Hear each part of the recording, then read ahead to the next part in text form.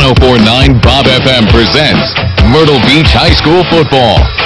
Myrtle Beach Seahawk Football is brought to you by HTC. This is Life. Connect with it. By Myrtle Beach Chevrolet Cadillac.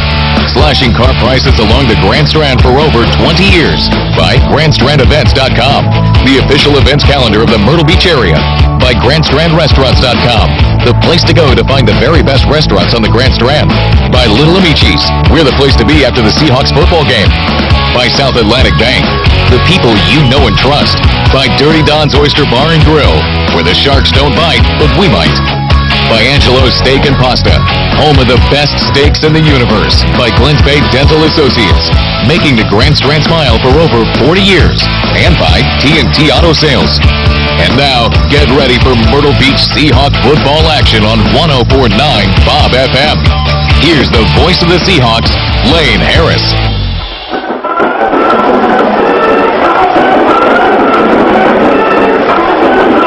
Coaches are continually preaching to their players about the virtues of sportsmanship, camaraderie, perseverance, courage, having their teammates back, etc., etc. In tonight's lower state championship game between the Malboro County Bulldogs and the Myrtle Beach Seahawks, all of these virtues and many more will be on display tonight at Doug Shaw Memorial Stadium. The Malboro County Bulldogs have been on the road for this, the fourth straight week, and all they've done is knock off two undefeated top-ranked number one seeds with their 7-6 win over Hanahan 2 weeks ago and their 40-25 dismantling of Socastee last week. They've reached this lower state championship game in much the same way that Mickey Wilson's Seahawks have, with timely defensive play and a big strike from the offense. And the Seahawks, who would have thought way back in mid-September with a 1-3 record after a disappointing loss to Carolina Forest that the Hawks would be even playoff worthy, much less contend for another lower state championship. But here they are, one win away from another shot at a state championship. This is familiar ground for Seahawk football program fans. They didn't get here in the dominating fashion that the Seahawk fans are normally accustomed to, but they are here. And the path that they've taken will be one that Seahawk fans will talk about for years to come. Will they have what it takes to advance to Columbia next weekend for a state championship? Another shot at one? Well, you'll find out all right here on Bob FM as Myrtle Beach High School Football is on the air. Wayne Gray and Lane Harris here high atop Doug Shaw Memorial Stadium with Marlboro County Bulldogs invade Myrtle Beach, coming into the as a third-seeded team out of the Region 6 area. The Myrtle Beach Seahawks, the second seed out of Region 7. And Wayne Gray, this matchup here between the Bulldogs and Seahawks has some great history behind it. Dean Boyd, Dr. Dean Boyd, coming in coaching this Marlboro County Bulldog team. I can remember back to the 2008 season, a 51-54 overtime thriller here. Everett Golson in his sophomore year. That was a great game here. Well, one of the best football games that I've ever seen. Certainly one of the best high school football games that I've ever seen. Went to 4 overtimes, 51-50 in 2008, and that propelled us to the state championship the next Saturday, and we were able to win, and that was at Clemson University that year against Chester High School. Did meet up them again in 2009 in the third round, and we're able to handle them a little easier, but there's a lot of competition between these two teams, a lot of history between Marlboro County and Myrtle Beach, because both of them are teams that go deep in the playoffs, and this is going to be a great game for the lower state championship. The Bulldogs come into this game with an 11-2 record. They finished with a 4-1 record, just like Myrtle did in Region 6 play. Dr. Dean Boyd has his doctorate in education and administration, and he has been the head coach at Marlboro County for well over 20 years. This team has won 7 straight. The Seahawks, on the other hand, have won 6 straight. The Marlboro County offense, as we get into the Middle Small pregame show here on Bob FM, we appreciate you tuning in to us tonight. They come in with what they call the air raid offense, and that air raid offense is led by junior quarterback London Johnson, and he's got some capable wide receivers out on the outside, and they really showed their wares last week in the 40-25 win over Socastee. Well, Coach Wilson said everything in this offense centers around their junior quarterback London Johnson, accounting for almost 3,600 total yards, 2,500 passing, just under 1,000 running. He says he throws the ball really well, really the short game. His leading receiver, Raheem Ward, who got off to a long run and then first caught an 11-yard pass and turned it into an 80-yard touchdown, and that really just kind of put them ahead of Socastee, and they just controlled it the rest of it. But it's a high-flying offense, and one thing that he comments about this team on both sides of the ball, extremely fast, which is what you expect from a Marlboro County team. And that's something that we're hoping Mickey Wilson's speed that we've seen on display play every Friday night here on Bob FM on a radio broadcast.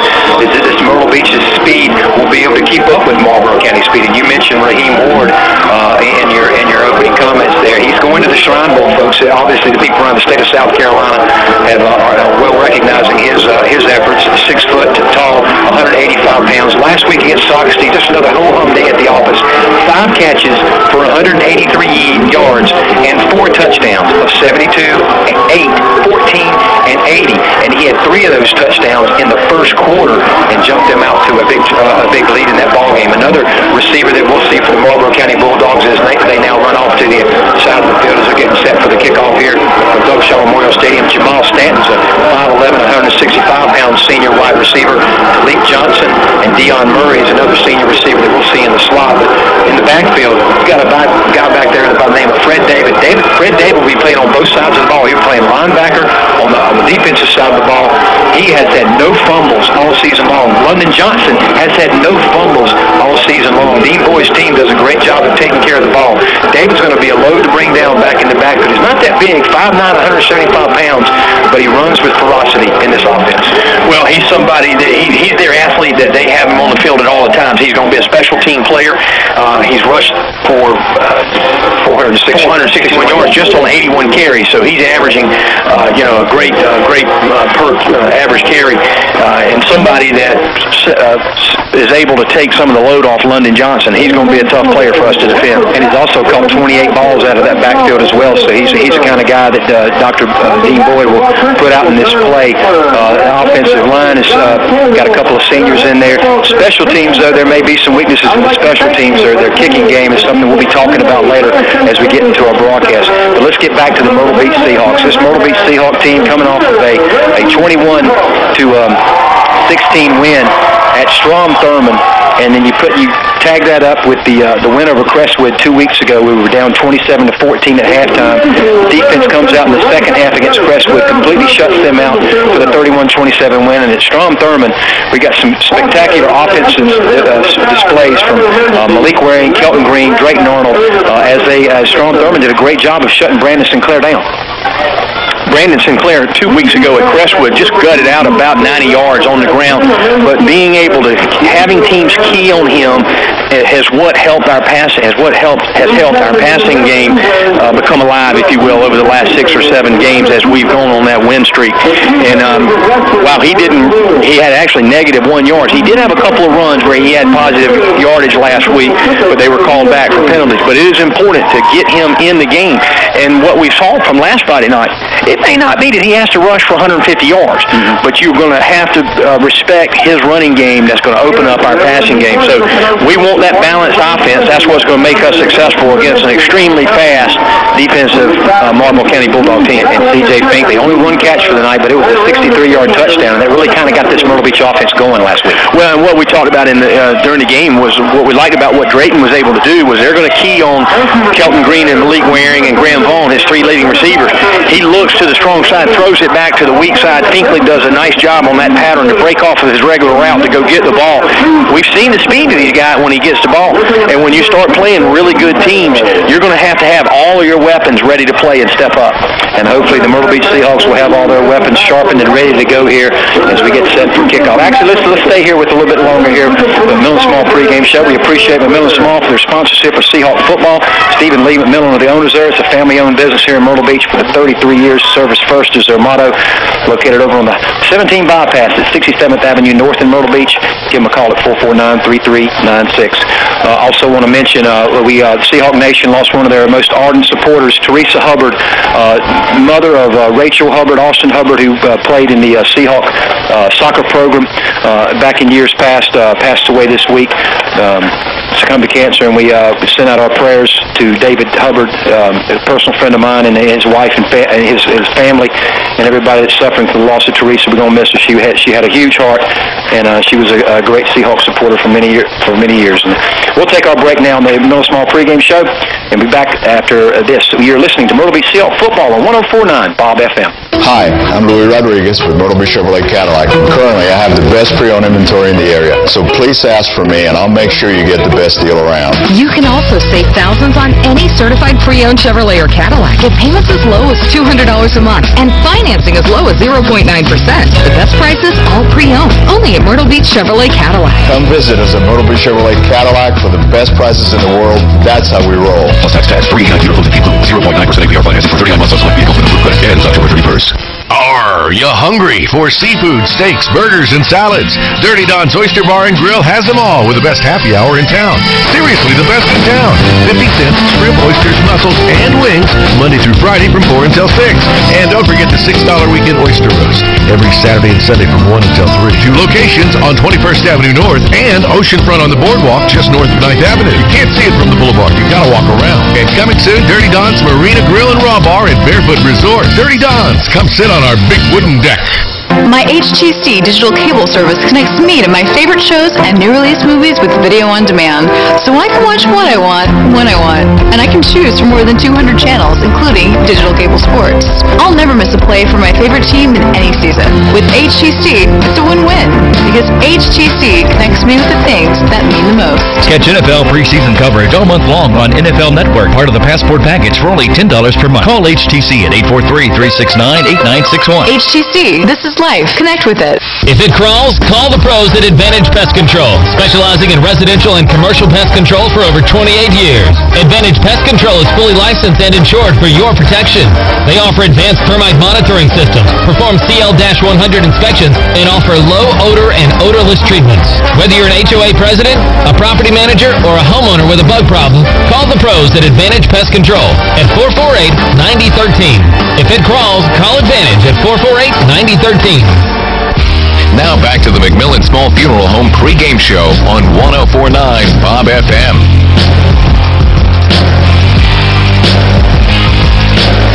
Seahawk football fans, TNT Auto Sales is the proud sponsor of Seahawk football. Been serving the Grand Strand for over 16 years.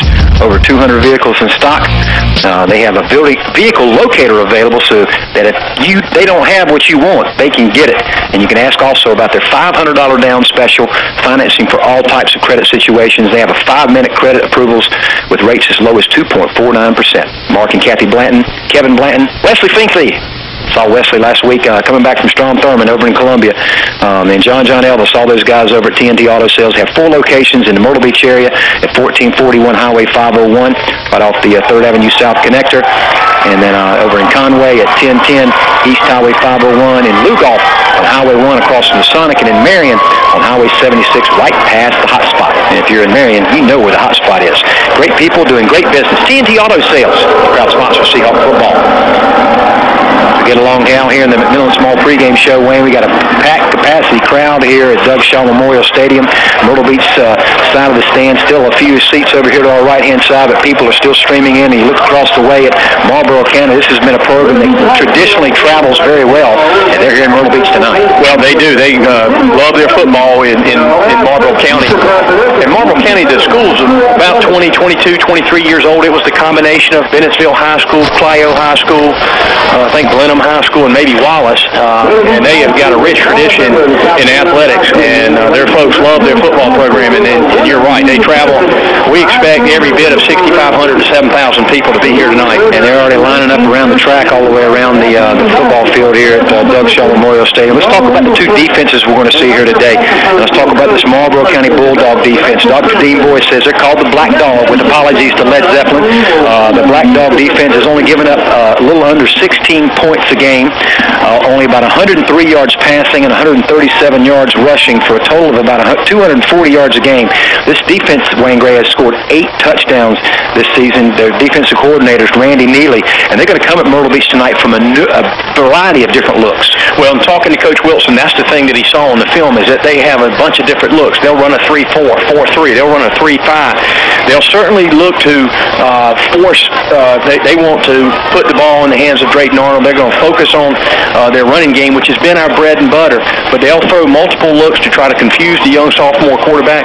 and a lot of team speed on that defensive unit. And as you said, they really spark their offense. And what wins their football games is their defense. And on that defensive line, the Seahawk offensive line is going to have their hands full tonight. Raheem Bingham is the North-South inductee. He'll be playing in Myrtle Beach here in about 3 weeks, leading this team on the defensive line in tackles with 62 tackles, 15 tackles for loss, 14 sacks. Mr. Bingham finds his way to the quarterback. He's 6'2", 215 pounds, and last week against Socastee, he had 10 tackles and 2 sacks on the game, and he'll be a handful. He'll be number 90 on the field for Marlboro County. In the middle, nose guard Darius Gillespie. He's also a North-South nominee. He'll be in Myrtle Beach, so he's 6 foot, 285 pounds, and he has 3 sacks and 51 tackles on the season. So both of those guys together get a lot of pressure on the quarterback. Up front also is Reggie Haley, and also you'll see some Travis Baldwin. He'll come up and play some defensive end. He'll drop back in linebacker. But Malik Miles is their middle linebacker. 2 weeks ago in the 7-6 win over Hanahan, and Hanahan came into this game averaging 47 points a game. Malik Miles picked up a fumble, ran it back for a touchdown in the first quarter, and they won 7-6. That was the only way they could score points was by Malik Miles. Miles is 5'8", 165-pound senior, leads his team in tackles with 91 tackles, 12 tackles for loss, 4 fumble recoveries, 2 interceptions. He's blocked a kick and has scored 2 defensive TDs. Fred David, who'll play tailback in their offense, also plays linebacker. Twan Bridges will play another linebacker position, as will Trey Woods. And Raheem Ward, their Shrine Bowl wide receiver, will actually play cornerback tonight. He'll probably get matched up against Kelton Green or Malik Waring. And you'll also see Dion Murray, one of their senior defensive backs and wide receiver, come up and play cornerback. So they're going to put their best athletes on our outside receivers and try to take that game away. Well, Raheem Ward, Fred David playing on both sides of the ball, so you'll hear their names a lot tonight. Also Dion Murphy. Malik Miles, the middle linebacker, coming in this game with 171 tackles. Their linebacking crew is not that big, not that tall. Now, they're very compact, 5'8", 175 pounds, 5'8", 170 pounds. So they're fast, though, and they're not afraid to really put a pop on you. And just as the black dog defense, I mean, they just really get after it. They're going to be a variety of different looks, and it's going to be hectic for Myrtle Beach's offense. 20 interceptions on the year. They recovered 7 fumbles, so they forced 27 turnovers this year. 32 sacks, 16 forced fumbles, and 7 blocked kicks. And Randy Neely has these guys really playing good right here at the end of the year as they shut down a very explosive Hanahan offense last week, and then held Hunter Renfro to 187 total yards, held Delano Walters to 161 total yards in the 40-25 win last week. Now let's flip the page over to the Myrtle Beach Seahawk defense, which really is starting to play its best football here in the postseason this year. Kelton Green, he was our Ramon Sessions player of the game last week, and he was just all over the field offensively, defensively, and on special teams. And the guys up front, Cordell Brown, Heath Gray, Shaquan McCray, Chase Brill, linebackers, Calvin Vereen, Marcus Chestnut, Malik Fryer, Jaden Grayer playing very, very solid at the cornerback position. Tyshawn Singleton had a good game. Desir Wilson coming up and run support from that strong safety position. The Seahawk defense, while giving up almost 25 points a game, they'll have their hands full tonight against this Marlboro County air raid offense. Well, London Johnson is just, an incredible offensive threat. 3,500 total yards coming in this game. Very explosive. They can score from anywhere on the field in any type of play. Short yardage pass, their receivers can take it long distance. Myrtle Beach's defense, though, looks completely different today than it did in the early part of the season. They just continue to get better and better, and that's a tribute to the players working hard, listening to their coach's instruction. Every part of their game has gotten better, starting with their defensive backfield and their run support, their angles, and their good form tackling. The linebacker crew has settled down, and they figured out, okay, Marcus Chestnut's in the middle. I got Malik Pryor. I got Calvin Green, and then we've got Corbin Singleton, who's helping in that rotation. But the defensive line has really come on strong. Heath Gray, who has played offense the last 2 years, has learned how to play defensive line. Cordell Brown's game is really improving, as is the freshman Chase Brill, and they get a lot of good support from Shaquan McCray. And you mentioned Jaden Grayer, who's worked his way into the starting lineup over the last couple of weeks because he plays better man-to-man coverage than really anyone they have in the backfield. We saw him get an interception to kind of seal the game last week against Strong Thurman. And that was kind of the thing I was talking about in my pregame little soliloquy I had there, is that so many times, coaches talk about, gutting it out, having your guys back, perseverance, having the courage to, when things are down. But we have literally, and a lot of times high school kids kids, in one ear, out the other. But these guys are really, they're taking a hold of that, and Mickey's coaching them up greatly. And it's great to see on a week-to-week basis, you can see these guys overcoming, when they get down in the game, they're overcoming those obstacles. They're not getting down on themselves. They're staying composed. They're staying pumped up on the sidelines, and it's led to this nice playoff run we've had. And they've responded very well. And as you said, it's just each week we've seen the team get better. We've seen players get better individually, and how that molds to the team to get better. When some parts of the game is weak, other parts of the game now is strong, i.e. last Friday night, we didn't have a great run game in terms of yardage that Brandon Sinclair, but we were patient throughout the course of the game in terms of our pass game, and Drayton Arnold was 11 for 22 for 289 yards. He had 2 touchdowns, and he was able to move that ball amongst several receivers, Kelton Green, Malik Warren, Graham Vaughn, and then, of course, the touchdown that Pinkley had. And it would be nice to see Simcoe get back up off the schneid after the Strom Thurmond defense shut him out last night. That's yet to be determined. We're going to tell you all about it. Lane Harrison, Wayne Gray here, getting set for kickoff between the Marlboro County Bulldogs and the Myrtle Beach Seahawks. We'll take our second break here in the McMillan Small pregame show and be back with our keys to the game and the Beach Urgent Care Injury Report coming up right after this pause. You're listening to Myrtle Beach Seahawks Football on 104.9 Bob FM. Glens Bay Dental Associates of Surfside Beach is your full-service cosmetic and family dental practice. With over 80 years of combined patient care, Glens Bay Dental Associates has been consistently voted Best of the Beach by Grand Strand residents in the Sun News. Their friendly and caring staff have the experience to make your visit, well, enjoyable. Call 650-5100. That's 650-5100 for Glens Bay Dental Associates. Located at 1625 Glens Bay Road in Surfside Beach. Time magazine says it's the best in the world. Forbes says it's creating a frenzy throughout the South. The New York Times says its clean, vibrant flavors will hook you from the first spoonful. Newsweek says, try the cookies and cream. Come experience why critics are raving at Scoops Ice Cream.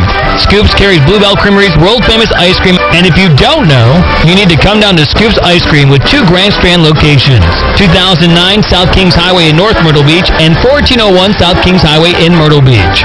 Scoops Ice Cream. Now, the secret is out. They have over 250 years of combined accounting experience. They've served the Grand Strand for over 60 years.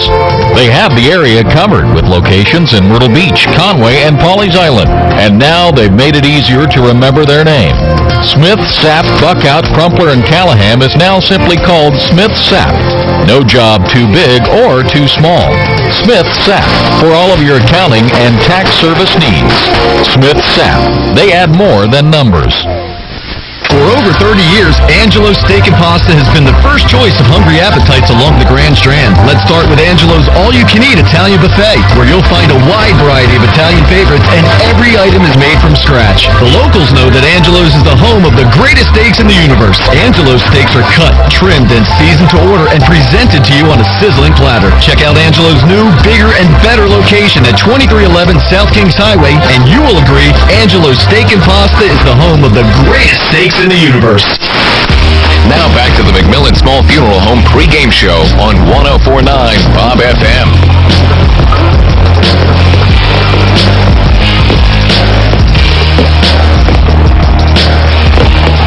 Seahawks football fans, during the model year-end closeout of Myrtle Beach Chevrolet Cadillac, you can score big on new Cadillacs. Drive away in a new Cadillac ATS for only $219 a month, or how about a new Cadillac SRX for only $299 a month? You can only find these deals in the model year-end closeout at Myrtle Beach Chevrolet Cadillac or MyrtleBeachChevroletCadillac.com. We appreciate Louis Rodriguez and everybody over at Myrtle Beach Chevrolet Cadillac for sponsoring Seahawks football. As Hoyt Graham's got the fireworks going on, the Marlboro County Bulldogs has settled over down to the end zone in our right. And we are a few minutes away from kickoff here. Seahawks are gathered in the tunnel. And we'll try to give you some of the sounds here from Doug Shaw Memorial Stadium as we get set for the 3A Lower State Championship game between the Myrtle Beach Seahawks, who come into this game with a 9-4 record, and the Marlboro County Bulldogs with an 11-2 record. The winner of this game will take on the winner in the upstate tonight between Daniel and Chapman. Daniel's been one of the top-ranked teams in the state of South Carolina all season long. Chapman's kind of surprised as a number 4 seed. and that'll be interesting to see who the winner of this game will take on. And as I bring my broadcast partner Wayne Gray in on our call here, both these teams are kind of playing a little game of one-upmanship. Looks like Marlboro County's waiting to take the field after Myrtle Beach does. Myrtle Beach, usually they hit the field after the fireworks. Yeah, well, as you said, the fireworks just went off. I think Hoyt Graham wanted to run them a little longer than normally. Now the captains are approaching midfield. You got several of the Marlboro County Bulldogs out there looking on to see how the captains for tonight's game, London Johnson, number 15, their quarterback, number 90, Ronheem Bingham, their senior North-South star. I think that's going to be Raheem Ward, number 13. He's got his jersey pulled up. It's kind of tough to see his number. He's going to the Shrine Bowl up in Charlotte this year. And also number 5, their other defensive tackle that's going to the North-South Bowl, Darius Gillespie for the Myrtle Beach Seahawks. Number 56, senior defensive end Cordell Brown. Number 60, senior defensive tackle Heath Gray. Number 7, Malik Pryor, their senior linebacker. And number 1, DeJure Wilson, their senior safety. And teams settled at midfield. Marlboro County Bulldogs dressed in all white with the black helmets. Myrtle Beach Seahawks in their familiar green home jerseys with the gray numbers and gold trim, gray pants, green stockings. Going down to the field, the cheerleaders line up, the band's lined up. We're waiting for the captains and the coin toss out there in the midfield. While we're doing that, Wayne, why don't we go ahead and take care of some business here. Beach Urgent Care sponsors our injury report. At Beach Urgent Care, they care for champions. Whether you need a family doctor or you need a sports physical, Ron and Rosario Reynolds will take care of you over there. They're open Monday through Friday, 8 to 8 p.m., Saturday and Sunday, 9 to 5, open 7 days a week. And Beach Urgent Care injury report for this week is don't have any injuries, and that's the great thing to report. Everybody's healthy, no bruises, no bangs, and so everybody's going to be on the field, and they're ready to play. And Myrtle Beach, I think they lost the toss, and Marlboro County won the toss and accepted, and we will receive the opening kickoff, so Seahawks will get the ball in the second half. Pine Lakes Tavern, another proud sponsor of Seahawk football, located over at 5201 North Kings Highway. Tommy Jordan, Anderson Knott invite you to come in and take advantage of all their 18 big screen TVs with Major League Baseball, NBA, NFL, college football, hockey, NASCAR, all kinds of sports packages, indoor and out. A 33-foot zinc bar and a fantastic food menu at Pine Lakes Tavern. Pine Lakes Tavern sponsors every week our keys to the game. Defensively, Myrtle Beach is going to have to control and contain London Johnson. A guy coming into this game with 2,600 yards passing, just under 1,000 yards rushing. He's going to put up good numbers, and shouldn't be too alarmed by that, but we're going to have to control the big plays from Marlboro County. Offensively, we need to then control the ball. We want to keep their offense off the field. We're going to need to do that with a balanced attack. We hadn't really get much out of rushing game last Friday night, but that's okay. We just got to keep balancing, and what we find with this defense is we're going to have to be patient because they're going to get a lot of different looks from this Marlboro County defense, and we see a lot of things that we're working on in the first half that comes to be successful for us in the second half, and I believe that we've got the better special teams. That's punting and kicking, and so we've got to win the special teams, and when you get this far into the playoffs and you're playing two good football teams, those generally that have the least amount of mistakes, that's both turnovers and penalties, are the ones that become victorious. And also, when you've got two teams that are evenly matched and equally athletic as these two teams are, special teams could make the difference. Marlboro County Bulldogs have taken the field. Here come the Hawks.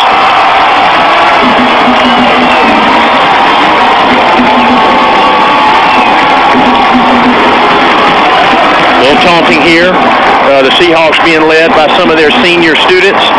And everybody now has the flags that represent your school mascot and your name. And Marlboro County comes out on the field, and their coaches are pushing them back on the sidelines. Same for our coaches. So that's just good, clean fun, though. A couple of lunatics out here on probably a 35, 40-degree night with no shirts on and body paint. And Lane, what makes a game like this so fun and exciting is that it's Thanksgiving break, of course, and so a lot of former players that may be playing somewhere or may not be playing or off to a different place. They're back here watching the game, then talking with the team during the course of the week, and of course other students are here, and we've even seen some folks that are coming from the surrounding schools, and I think I do see Everett Golson down there on the sideline with a Fighting Irish toboggan. And we know he's been kind of keeping a low Low profile. Low profile, because I'm sure everyone and anyone wants to get a piece of him. Well, we're set to go here from Doug Shaw Memorial Stadium. Glad you're with us, listening with us on 104.9 Bob FM. If you're listening to us on htcconnect.com and taking advantage of the big video from our big screen TV here, we're glad you tuned in us on the computer. Lane Harrison Waingray set for kickoff here as Sean Huggins set to put total leather back deep to receive for the Marlboro County Bulldogs. A low kick by Huggins taken over by number 1 inside the 10-yard line. He gets up over the 25. He's going to get taken down by C.J. Butler and company. And that was Jamal Stanton, the 5'11", 165-pound senior, who we'll see starting at one of the wide receiver positions. 1st and 10 for the Marlboro County Bulldogs at their own 23-yard line. Low driving kick by Sean Huggins, but good coverage there by the kickoff team. London Johnson, the junior quarterback, starting for the Marlboro County Bulldogs. Fred David in the backfield with him. 4 receivers in the set. Those receivers are Ward, Murray, Johnson, and Stanton. We'll be calling their names a lot tonight on first play of the lower state championship from Doug Shaw Stadium. Johnson's going to give it to David. He runs off the right-hand side, gets that good positive yardage across the 30-yard line, out about to the 34, and you can see the hard-running style of Fred David right from that first play. Gets all the way out to the 33. David's lined off to the left in the shotgun set. London Johnson, you're right, he just takes the inside zone or design play just off tackle. Hits that whole hard 6 yards for Marlboro County. 2nd down and 4 for the Bulldogs. Johnson back with his hands in his pocket. He brings Stanton in motion across the formation, takes the snap, and he's going to throw it bubble screen on the outside for Ward. Ward catches it at the 32. He's got a first down as he gets out to the 45-yard line. And there you see the Raheem Ward, the Shrine Bowl inductee, as he puts his mark on this game early with the first down. Well, in their passing game, they want to get the ball to him as quickly as they can. Coach Wilson tells me that really a short passing game, but they pick up a lot of yardage. And there was on that bubble screen, the quarterback comes up strong, but he comes up on the inside and allows Ward to get to the outside. Johnson, Murray, and Stanton to the wide side of the field. Raheem Ward by himself over here on the short side of the field, matched up against the freshman, Keontae Sessions. Let's see if Johnson and Dr. Dean Boyd decide to take advantage of that matchup over here. He flip-flops David over to the right-hand side. He's going to run another screen to the outside. He gets it over the hands of Murray, and Murray's going to pick up positive yardage. Gets taken down just inside of Seahawk territory, the Seahawk 49-yard line. Pick up of 6 yards on the play. 2nd and 4. And Lane, the Seahawks are in their traditional 4-3 defense. What we're doing with our cornerbacks is we're playing a little soft. I think that's a smart decision early on, just to kind of get our feel for the game. But we're going to need to get a little more aggressive, or they're going to take advantage of the fact that we're playing 5 or 6 yards off and just quick screen us all night long. Keontae Sessions getting the start in front of senior Tyshawn Singleton. 2nd down and 4. No score here early from Doug Shaw Stadium. Lane Harrison Waingray bringing the action. Myrtle Beach versus Marlboro County. Winner goes to Columbia. Play for the state championship. They give it to David. He makes a nice move and steps out of a couple of tackles. He's going to pick up a first down as he gets inside the Myrtle Beach 40-yard line down to about the 39. And David showing some elusiveness. Well, we had a tackler there at the line of scrimmage, but he was able to just jab step left as if he was going to cut it back inside. Bounces out to the outside to pick up the first down. 1st down and 10 for the Bulldogs. 3 receivers wide to the wide side of the formation. Raheem Ward, the Shrine Bowl inductee, over on the short side of the field right in front of the Marlboro County bench. London Johnson, 5'11", 185-pound junior quarterback, steps back to the 45-yard line and take the snap. They actually put him down at the 40-yard line. Takes the snap. He's going to pass. Runs David out of the formation. Looks for the row. Gets pressured out of the pocket. Throws it downfield. Intercepted. Myrtle Beach. I think that's Jaden Grayer. He's going down the sideline waiting for a block. He's going to knocked out of bounds at about the 45-yard line. Johnson had Ward deep, but underthrew the ball, and Jaden Grayer, I think, cut in front of it for the INT. Absolutely. Jaden Grayer gave an interception last week after going for one. Had two interceptions after going for one where he allowed a receiver for Sean Furman to get a first down. There, though, good job by the defensive line of flushing Johnson out, and he just underthrows, but good coverage by Jaden Grayer. I tell you what, Wayne, looking at London Johnson, he's going to be tough to bring down. This cat is quick in the backfield. 3 receivers to the wide side of the field for Drayton Arnold, empty backfield. The sophomore is going to throw. Actually, he's going to step up and run. He's going to pick up good yardage. He gets across into Bulldog territory and gets taken down after a gain of about 4, maybe 4.5 yards. Actually, we'll give him 5 on the play to the Marlboro County 46-yard line, 2nd down and 5. And as our passing game has gotten better and we've been able to stretch the field with receivers like Malik Waring and that seam route by Graham Vaughn, that opportunity is going to be open for the quarterback, Drayton Arnold, to just tuck it and run for 5 yards. Sinclair in the backfield. Now he shifts out and runs all the way over to the sideline right in front of the Myrtle Beach bench. 5 receivers in the set. Graham Vaughn, a stand-up tight end. Arnold's going to throw on 2nd and 5. He gets pressured by Bingham. He avoids that rush. He's looking downfield. He's going to run. Sinclair picks up a nice little block for him, and he gets run out of bounds at about the 39-yard line. That's going to be enough for a first Salem Ski Connection first down of the night. And Marlboro County in a 3-5 look, just rushing 3, but you can see number 90, Raheem Bingham, great spin move to put pressure on Arnold. But as we send our receivers downfield, that opportunity is going to continue to be there, either for an intentional quarterback draw or they're just tuck it and run it. Bingham is a tough matchup for the sophomore tackle, Sam Jordan, from Myrtle Beach. That young Sam Jordan, at 6'2", 195 pounds, will have his hands full with Bingham. 3 down linemen, 4 or 5 linebackers in the set. He's going to give it to Sinclair for the first carry of the night. The sophomore's picking up positive yardage, and looks like he's going to get another first down as he crosses over the 30-yard line down to about the 39. Might be just a little bit short. Looks like they're going to put him down just inside the 30-yard line. It's going to set up 2nd down and very short. A nice spirited run there by Sinclair. And Coach Wilson told me today that they've had a great week of practice, and he really said Brandon Sinclair was focused, mentally wanted to make sure that he gave more offensive output than he did last Friday night. Showed it on that first opportunity there. He just runs right up the middle for 9 yards. Lots of moving around, lots of shifting by Vaughn. Now Sinclair comes out of the backfield. They're coming on a blitz, looks like, by the Bulldogs. 2nd and short. He's throwing long, looking for Kelton Green. Caught inside the 5-yard line, incomplete. Fell down on the ground on a nice tackle by Jamal Stanton, and Kelton Green couldn't quite hold on to the ball. So it's going to set up 3rd down and short, and they're bringing out the Rhino package to try to pick up this first down. You got to credit Mickey Wilson for going for it there on 2nd and short. Good decision. We're at our own 30-yard line. This is 2 down territory. If we don't make that on 2nd and short, good toss there by the quarterback, Kelton. You got to make those catches in the lower state finals. But here we're going to go short yardage on 3rd and 1. Sinclair back in the Rhino formation. High had a hard time handling the snap. He's going to get taken for a loss. And as we've seen so many times tonight, Wayne, when you get against these teams, Crestwood, Strom Thurmond, with the speed, these guys are coming like gangbusters on the outside. And if you have one hiccup in that snap, that's going to cause problems for you. It's going to be 4th down now and 3 yards for the Seahawks here from the Marlboro County 32-yard line. And they're going to go for it. And we're going to stay in a spread, our traditional spread formation on 4th and 3, and Coach Wilson's going to go for it. And you're right, though, any mishap on that snap and the short yardage Rhino package can be detrimental. Luke Mayhe going to call timeout here, just see if they are. And I was surprised early in the game here that we would go for that on 4th down. And that doesn't mean we don't come out of the timeout and don't go for it, but we'll take our first break here from Doug Shaw Stadium. No score here.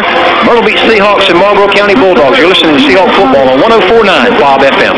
At TNT Auto Sales, everybody rides. And with 3 locations, we do mean everybody. On 1441 Highway 501 in Myrtle Beach, in Conway 1010 Highway 501 East, and in Lugoff on Highway 1 across from Masonic. TNT Auto Sales has served the Grand Strand for over 15 years by specializing in secondary financing with rates as low as 3.9%.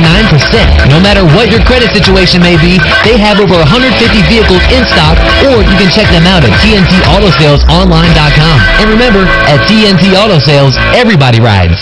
You're listening to Myrtle Beach Seahawk Football on 104.9 Bob FM. Welcome back to Doug Shaw Stadium. Lane Harris and Wayne Green. No score here between the Myrtle Beach Seahawks and the Marlboro County Bulldogs. Mickey Wilson, after talking it over with his offense, is going for it here. Looks like on 4th down and 3 from the Marlboro County 32-yard line. They got to get all the way into the 29. 4-man defensive front by the Marlboro County Bulldogs. Sinclair off to the left of Drayton Arnold. He's going to fake it to Sinclair. He's looking to throw. He had Kelton Green, but didn't see him. He needs to run the ball and try to pick up this first down. He's going to get it. He's going to get knocked out of bounds at about the 26-yard line, and Drayton Arnold, a young sophomore quarterback, showing a lot of poise. Great time by the offensive line. excellent. excellent time that they gave him. And what I liked is he stayed in the pocket and he looked from left side of the field to the right. He looked back. They dropped everybody back. There was nothing open, and he finally decided, hey, I've got some running room. He picked up a block on the side. Good gutsy decision there by Coach Wilson. That's going to also pump your team up, gives them a lot of confidence that, guys, we're willing to go for it on fourth down. And number 2, Kelton Green from that slot position was open early, and Drayton didn't see him, but I'm sure he'll come back to that play later. 3 receivers in the set. Sinclair off to the right-hand side of Drayton Arnold. First down and 10. Another Salem-Ski connection first down. Arnold's going to throw. Throws it out in the flat to Malik Waring, and he's going to get taken down for no gain on the play. Actually, he might even lose yardage on the play. Great pursuit out there by number 7 outside linebacker Trey Woods. He's a 6-foot, 190-pound junior who's had 50 tackles this year and 3 interceptions, one of their defensive leaders. And when you throw that short, long out right there, you better make sure you're outside and low and away from their defenders, because they got so much team speed in there. It looked like we had a little bit of a room, but they just reacted quickly, and we lose a yard. As Myrtle Beach has done over the past few weeks, they bring all their skill players right out in formation, right behind the center, and then right before the ball snap, they move them. Graham Vaughn, stand-up tight end in the H-back position. They're going to give it to Sinclair up the middle, and coming in there, number 55, Malik Miles. And they're going to throw Sinclair down for a loss of a good 3 yards, almost 4, all the way back to the Myrtle Beach 30-yard line. And you can see that team speed glaring at you right there. Well, and in that 3-5, and when Brandon Sinclair is in his traditional position, offset of the running back, I guarantee you that Malik Miles' responsibility is just number 22, Brandon Sinclair. He reads that it's run. He just shoots the gap and tackles for a loss. Here we see a different little look. Yep, little Florida package here as they spread out some offensive linemen. Kelton Green at one-on-one. Drayton Arnold throws it on the outside. Kelton Green comes back, gets his hand on the ball, but can't quite bring it in. Would have been enough been very close to a first down at about the 16-yard line. But as it is, the Myrtle Beach Seahawks are going to be saddled with 4th down and 13 here from the Marlboro County 29-yard line. It would be about a 46-yard field goal attempt from right here, and it doesn't look like Mickey Wilson's going to risk it on the toe of Sean Huggins. Well, we're going to go for it. We went through it on 4th and 3. It's different in 4th and 13, but when the ball is at this side of the field, you feel confident. Last time, do it again. I like what we're doing here is we're creating some one-on-one situations with either Kelton Green or Brandon Sinclair. Arnold in the backfield by himself. 3-man rush. Steps up in the pocket, avoids the rush, moves over to the side. Nobody's open. He's picking up some more blocks, and he's going to have to just throw it out of bounds. And he almost had Malik Waring over there. He would have been short of the first down, but as it is, that pass is going to fall incomplete, and the Myrtle Beach Seahawks are going to turn it over on downs. But I tell you what, Wayne, when I'm seeing here early with this 3-man rush, Myrtle Beach's offensive line is doing a pretty good job, but they cannot, once the guy gets beat, he cannot give up on him you basically got a 5-on-3 matchup there. If you stay with your blocks, you can give Drayton Arnold a lot of time to throw the ball. He's going to get opportunity. We're going to have to create some routes with our passing receivers, and I'd bring Brandon Sinclair, sometimes maybe have him in the backfield, but coming out on that little flare pattern, send those guys deep, give him some space. An interception by Jaden Grayer on the first Marlboro County offensive series turned it over for them, and Myrtle Beach has a successful drive but turns it over on downs inside of Marlboro County territory. Marlboro County now at their own 29-yard line, 1st down and 10. No score here from Doug Shaw Memorial Stadium. London Johnson's going to pass. Steps up in the pocket and goes, that's a nice move, stepping outside of one of our linebackers. He did put a move on Marcus Chestnut as Chestnut was shadowing him, and he saw Johnson step up in the hole. But as soon as he stepped up in that hole, he put a little move on Marcus, and he's going to pick up a positive yardage at 1st down out there, the 43-yard line. Wow. You know why he now has almost 1,000 yards rushing. There, the pocket collapsed. He steps up. It looks as if Chestnut's got the tackle. He just puts a move and picks up a 1st down for the Bulldogs. I mean, there were 2 offensive linemen. As soon as he stepped past those 2 offensive linemen, he shot straight sideways, and Marcus was left grasping for air. 1st and 10 for the Bulldogs. No score here from Doug Shaw. Johnson's going to pass. Looks back in the pocket, flushed out again. This time he's going to get taken down on a nice arm tackle by Cordell Brown. He gets back to the original line of scrimmage, so it's going to be 2nd down and 10 for the Bulldogs. 5:03 to go in the 1st quarter. And Lane, our defensive line is doing the job that Coach Owens wants them. The ends are containing, forcing him to step up in the pocket, and as soon as you see him release, I like what Cordell Brown, grab at to make a tackle and grab at the ball. Johnson does a nice job. He uses holding that thing like a loaf of bread, but brings it in and doesn't fumble. 5 receivers in the set as David comes out into a slot position out of the backfield. London Johnson in the backfield by himself. He's going to throw on 2nd down and 10. They push it up. Heath Gray almost gets a chance to get his hands on Brown. They're running him down from behind. Cordell Brown misses a tackle, and he finally gets pushed out of bounds, but not before he gets into Myrtle Beach territory at about the 48-yard line. It's going to be short of a first down by about a yard, maybe a yard and a half, setting up 3rd down and short. And London Johnson, Wayne Gray, as I'm sure the Sockasty Braves fans got tired of hearing his name called last week, is putting up some big numbers already, and he is going to be a force to be reckoned with. He was one of your Palm Lakes Tavern keys to the game in the pregame. Well, we commented you would hear his name called a lot tonight, and for him, he's been able to break it twice and keep this drive alive, looking at 3rd and short. Be interesting whether or not they just give it here to their big running back, number 3, Fred David. He's lined up to the right-hand side, about 3 yards away. He's going to throw it. Johnson looks to throw, throws it out of the backfield, and threw it behind Raheem Ward, the Shrine Bowl inductee wide receiver who was running a drag route across the middle of the field.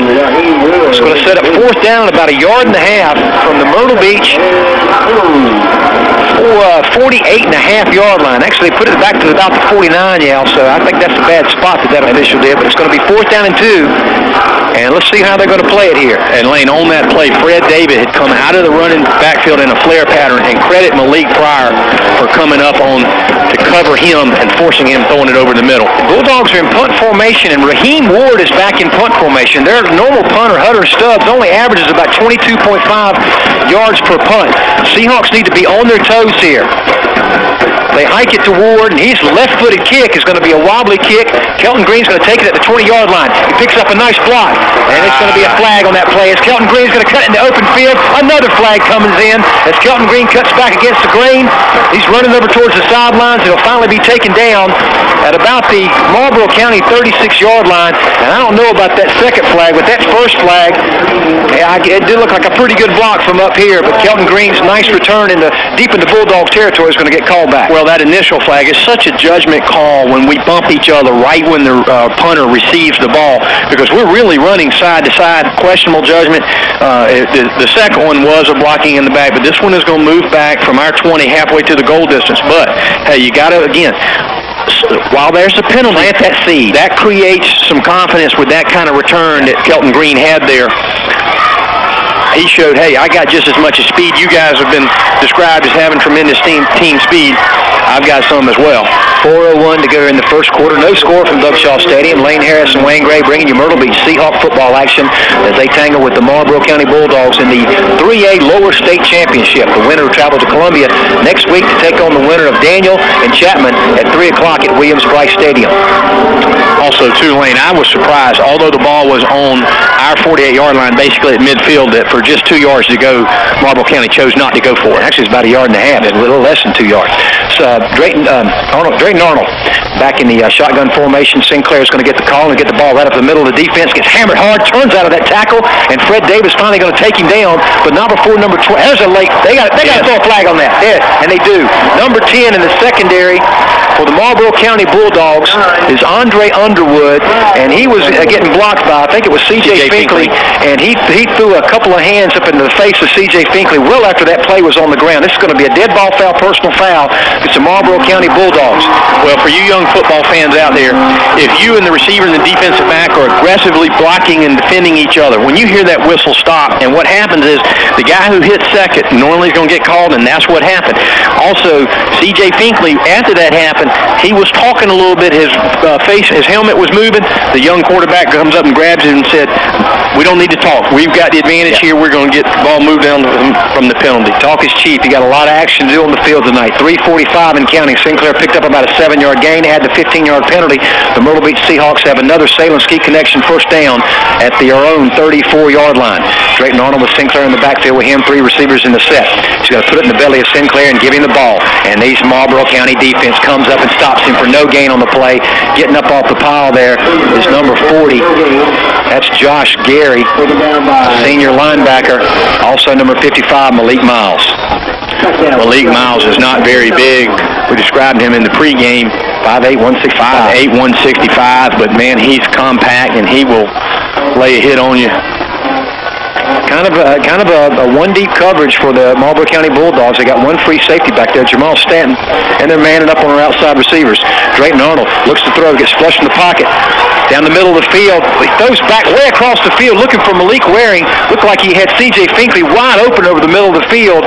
Bad decision by Drayton Arnold. That's going to set up third down and 9. Well, Arnold's going to get plenty of time with just a three-man front. The offensive line is doing a good job. I like the fact, though, that he's moving around a little bit, because what he's doing is he's forcing his receivers. We're going to have to break off of our regular routes.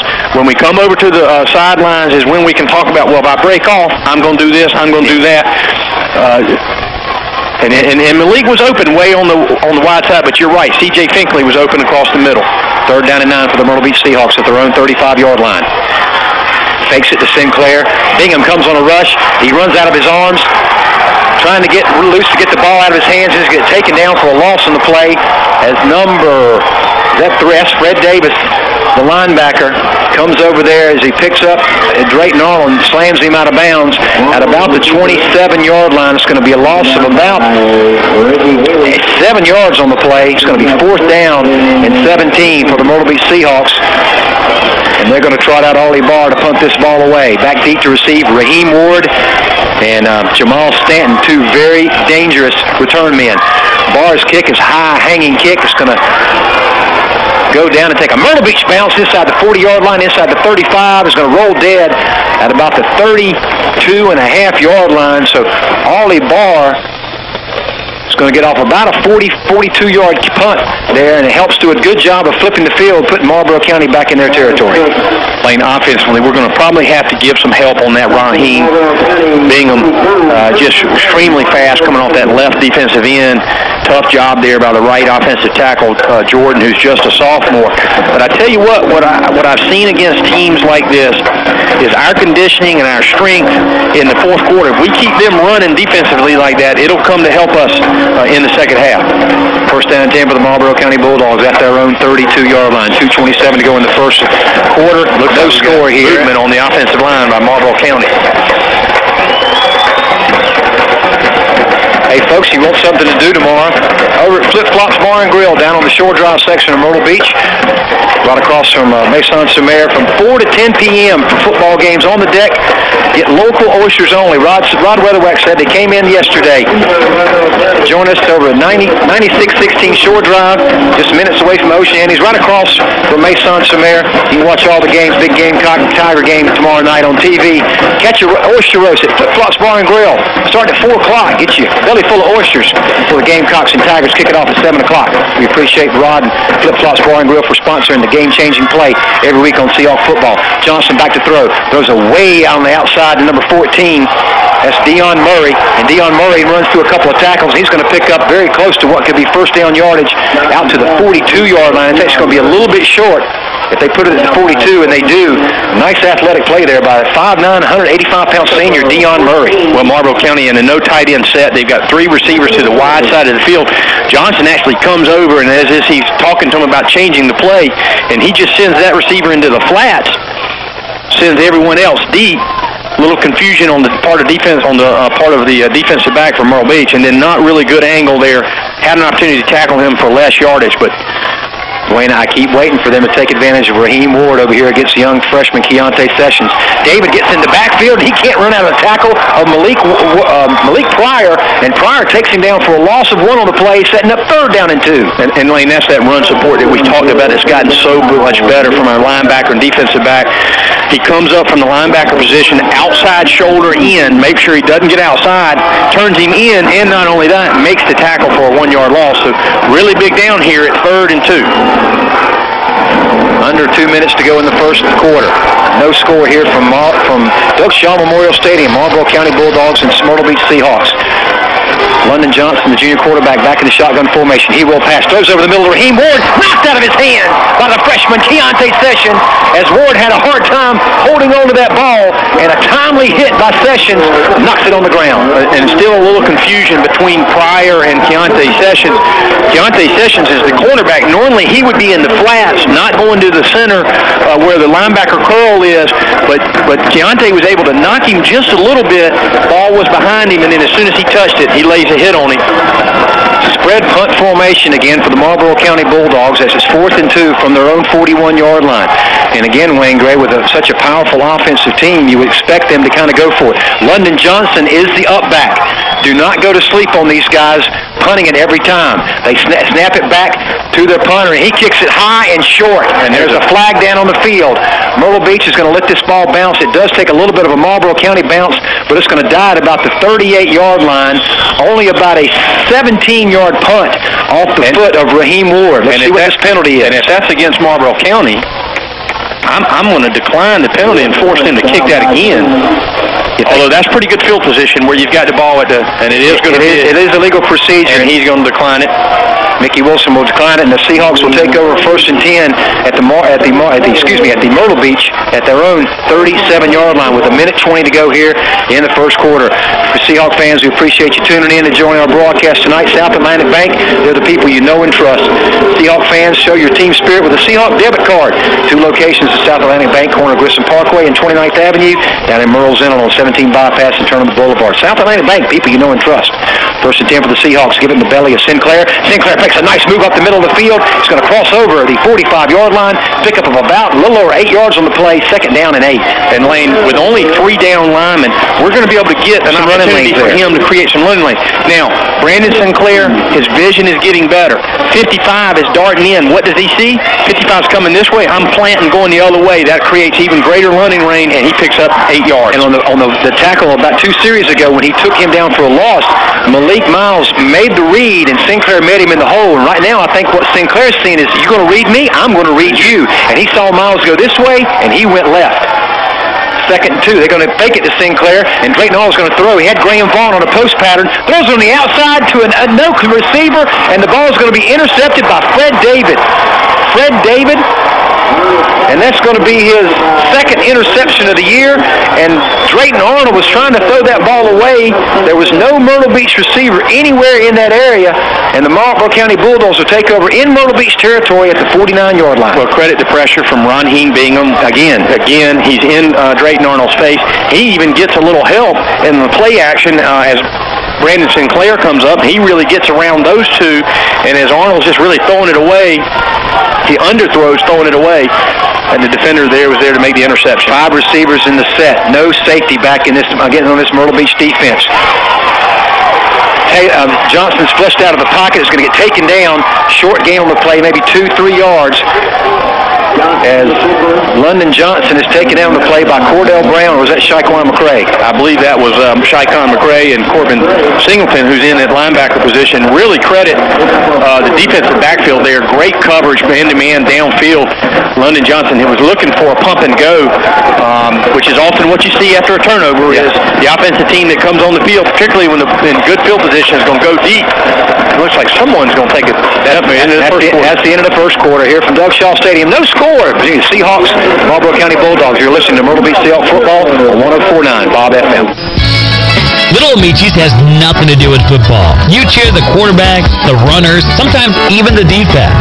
At Little Amicis, we cheer the pizza cooks. We got one who can toss a pizza almost a whole 12 inches. He'll be giving demonstrations tonight right after the game. Pizza, paninis, and cold drinks. Little Amicis, just a few strokes from the aquarium at Broadway at the beach. A large slice and Coke, only $3 at Little Amicis tonight after the game. For 75 years, the Myrtle Beach Area Chamber of Commerce has been promoting business, protecting jobs, and improving our economy. Today, the Chamber represents nearly 3,000 members with 50,000 employees. Promote, protect, improve. The Myrtle Beach Area Chamber of Commerce, serving the Grand Strand community with excellence. GrandStrandRestaurants.com is the Grand Strand's official restaurant website. Find a new place to dine, unique menus, great deals, and special coupon offers. Log on to GrandStrandRestaurants.com. You're listening to Myrtle Beach Seahawk Football on 104.9 Bob FM. WYNA, Calabash, Myrtle Beach. After a scoreless first quarter, the Myrtle Beach Seahawks and the Marlboro County Bulldogs moved to the second quarter. 2nd down and 7 for the Bulldogs at the Myrtle Beach 45-yard line. A zone read, London Johnson puts it in the belly of Fred David and keeps it up the middle. And Wayne Gray, he did a great job of literally riding David almost 5 yards and made the zone read, pulled that ball out, just cuts up in the middle for a gain of about 3. Credit the pursuit of Myrtle Beach defense there, though. They both, somebody's on that zone read on the running back and the quarterback. He just picks up a couple yards. Another really important 3rd down here, 3rd and 4 from the Seahawk 44-yard line. Marlboro County is going to spread us out in 5 wide receivers all game long. That's their whole MO, is to spread you out and find running lanes. Blitz up the middle. Intercept in and out of the hands of DeJure Wilson, who had the interception at the Myrtle Beach 33-yard line. And that time they dialed up the pressure. They came on the blitz and it forced London Johnson to throw it early, and he missed through it. And man, credit Coach Owens and Coach Reggie Austin for that call on a blitz. London Johnson did not expect it to come, and that's where you can't drop that interception. Now on this 4th and 4, looks as if Marlboro County is going to go for it. A game of field position is what we're setting up to see here at Doug Shaw Memorial Stadium. 4th and 4. Johnson takes the snap. They come on another blitz for him. They throw it over the middle. Fred David catches it. He's going to get taken down, but short of the 1st down, just inside the 40-yard line. But they had to get to the 39, and the Myrtle Beach offense will take over 1st and 10 on a huge Pine Lakes Tavern defensive stop on this series for the Seahawks. Well, again, come right back with the blitz, and what they want to do is they want to force London Johnson to get rid of that ball quickly, put it in the hands of someone else. Good decision there by Coach Owens to do that twice in a row. It pays off. Seahawks turn it over, get them forced to turn over on downs. 0-0 the score here, just underway in the second quarter. Wayne Gray, this is shaping up to be a battle of 2 very well-coached athletic teams here. And it could come down, like you said in the pregame, Pine Lakes Tavern keys to the game, a special teams mistake or a turnover. Drayton Arnold is going to put it in the belly of Brandon Sinclair, and Sinclair's going to be running hard. Somebody's got a hold of his jersey, but Sinclair continues to plow ahead. Well, is that him up there? No, he's back down. No, he's moved forward. He's all the way out to midfield. Got the 1st down, a Salem Ski Connections 1st down for Brandon Sinclair on a very strong run by the sophomore. Well, he heard enough of -1 yards from last Friday night. He's going to show something differently. He gets 5 or 6 by good blocking the running lanes with only a 3-down men. The next 5 he picks up on his own. I'm sorry, we're looking at 2nd and short. That's the 1st down. How can they call that 2nd down? They're going to give it to Sinclair again. He's going to make no doubt about it. Now it's the Salem Ski Connection 1st down as Sinclair picks up 3.5 yards here, and they're in the Bulldog territory. And Lane, what I see is Brandon doing that he wasn't quite doing as well last week. He's hitting that hole extremely hard. There wasn't much there, but he picks up 4 yards on his own. Well, what's happening is these outside linebackers from Marlboro County, once they see run, they're coming, and he's 7 yards deep in the backfield. If he doesn't accelerate to the line of scrimmage, he's going to get caught by the good speed of these outside linebackers. 1st down and 10 for the Seahawks at the Marlboro County 46-yard line. No score here in the second quarter. 10:13 to go in counting. Drayton Arnold, the sophomore quarterback, is going to take the snap. Going to put it in the belly of Sinclair again. This time Sinclair's going to try to run to the outside, and he's just, again, pulling tacklers ahead of him, continuing to move the pile. Malik Miles, take a ride. Pay a fare on that Sinclair bus. And Sinclair, they're going to call him down at the 45-yard line. Only a gain of 1. It looked like he'd gain another 3 yards. I tell you, he bounces outside and looks like he's got plenty of space, but the speed of this Marlboro County defense. But as we said about Sinclair, it usually takes more than 1 or 2 players to tackle him. He's certainly showing that early in this game. Bingham, Gillespie, and Haley have been the 3-down linemen all night long for the Marlboro County Bulldogs. 2nd down and 9 for Mickey Wilson's Seahawks. Drayton Arnold's going to fake it, steps up in the pocket. He's going to have to throw it, throws it back over the middle of the field. It's caught! And a flag laid on the play. And that's going to probably be a hit on the quarterback. I don't know. He was looking at it. It's thrown in the air by an offensive lineman. A legal man downfield, as may have been Cade Brunner, as he was well downfield on that play. I didn't see who the completion was to. C.J. Fink. It was C.J. C.J. was dragging across the middle of the field. Drayton did a great job of throwing across his body to make the completion. But the penalty downfield, legal man downfield, is going to bring that play back. Again, Bingham, the left defensive end, shoots hard. I like what Arnold did. He stepped up It looked as if he was going to take off and run it at the last second. He sees Finkley break open and then kind of throws it across his body. So one of those calls where you can't really blame the offensive lineman because you want them to get downfield to be a blocker for the running quarterback. Second down and 15. Myrtle beats Seahawks from the midfield stripe, right in the middle of the big MB logo. Bulldogs showing blitz. They don't. 3 down linemen. They give it to the delayed draw to Brandon Sinclair, and Sinclair's going to pick up those 5 yards of penalty yardage back. A good hard running as he gets back into Bulldog territory at the 46-yard line.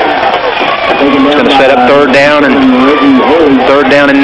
And what we haven't seen yet from the Seahawks of that penetrating 3-down lineman is a screen pattern to Sinclair. Bingham does a nice job. He penetrates hard. He sees that Sinclair gets the ball. He spins and comes back and makes the tackle after Sinclair picks up 5 yards. Bingham, 62 tackles on the year. As we mentioned, 14 sacks on the season. Third down and 9, a big conversion down for the Myrtle Beach Seahawks. They fake it to Sinclair. Drayton Arnold's going to throw. He's looking for Kelton Green. Over the defense. Caught. Touchdown. Myrtle Beach Seahawks.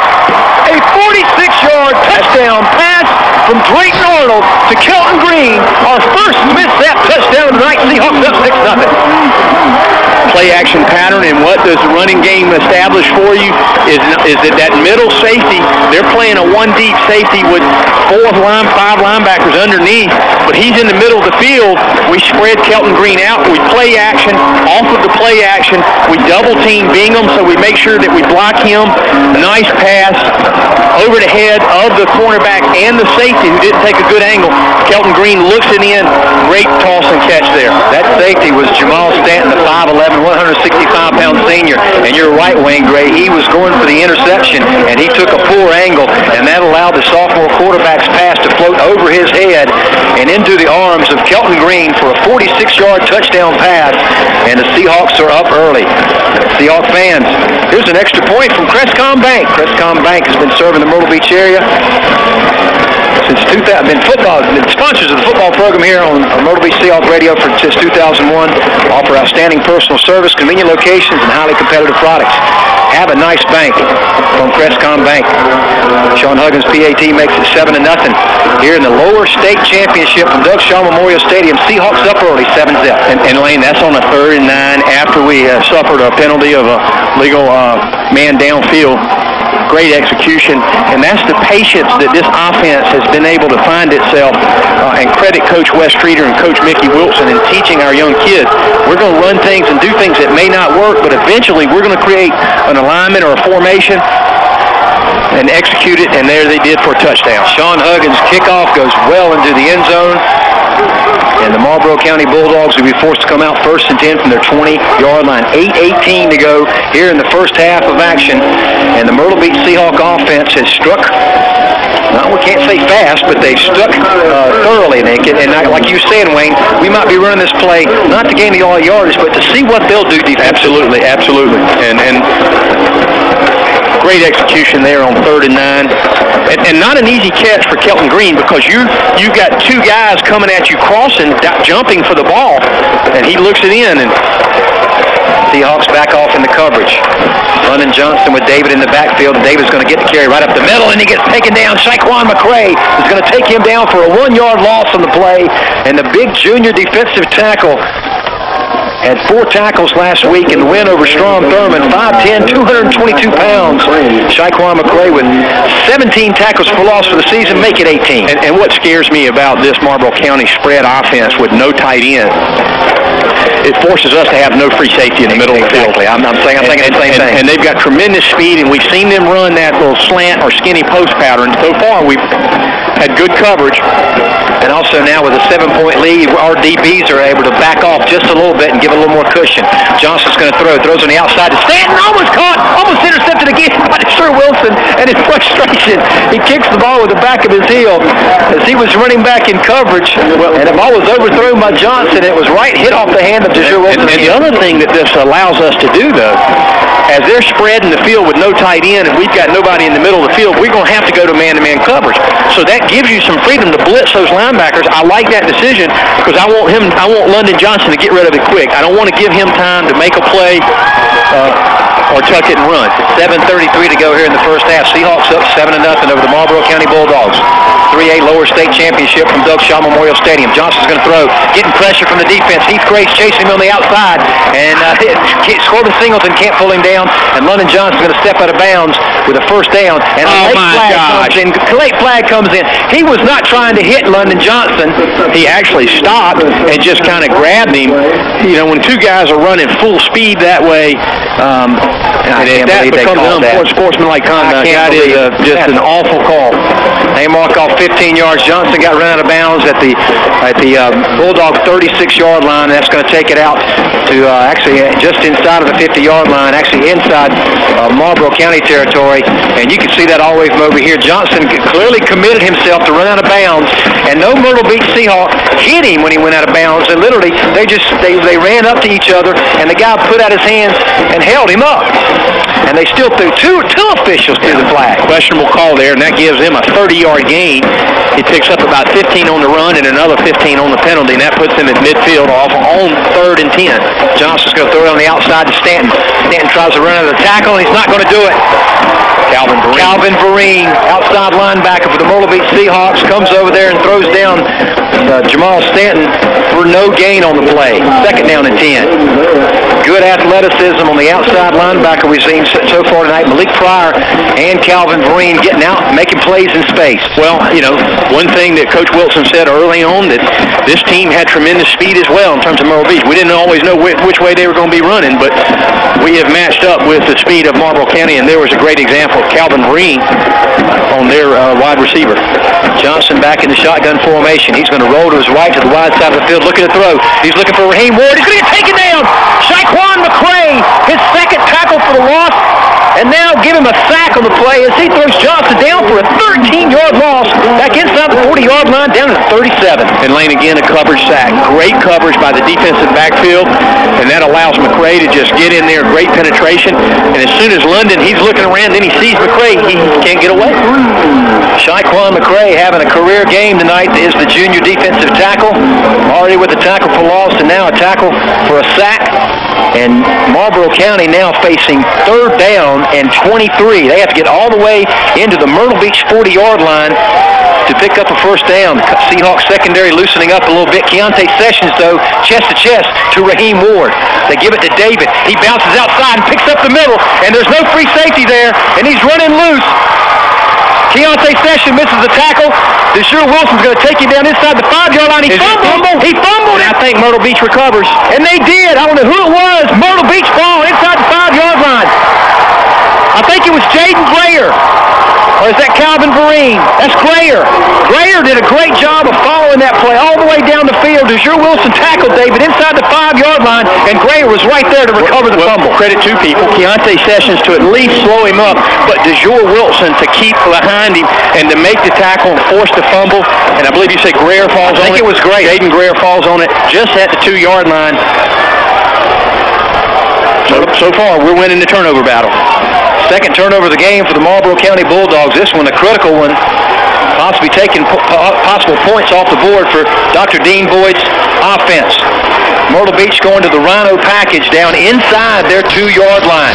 This is going to be a tough road to hoe against this Marlboro County defense. Let's see if Mickey Wilson's offense can get it out of the shadow of their own goal line. They snap it to Sinclair. He picks up a nice run out over the 10-yard line, and he's going to pick up a good And I believe it's 9 yards. The whole Marlboro County defense to tackle him. Remember, early on in the season, we saw several times in that Rhino package, the outside defenders were trying to shoot so hard that if we got good blocking up front, Brandon was able to get to the line of scrimmage and bounce it out, similar to what he did there, and picks up 9 yards. 2nd down and 1 for the Seahawks. Just outside the 10-yard line. Drayton Arnold comes back in with the more conventional Myrtle Beach offense with 3 wide receivers, Sinclair in the backfield, Graham Vaughn at the tight end.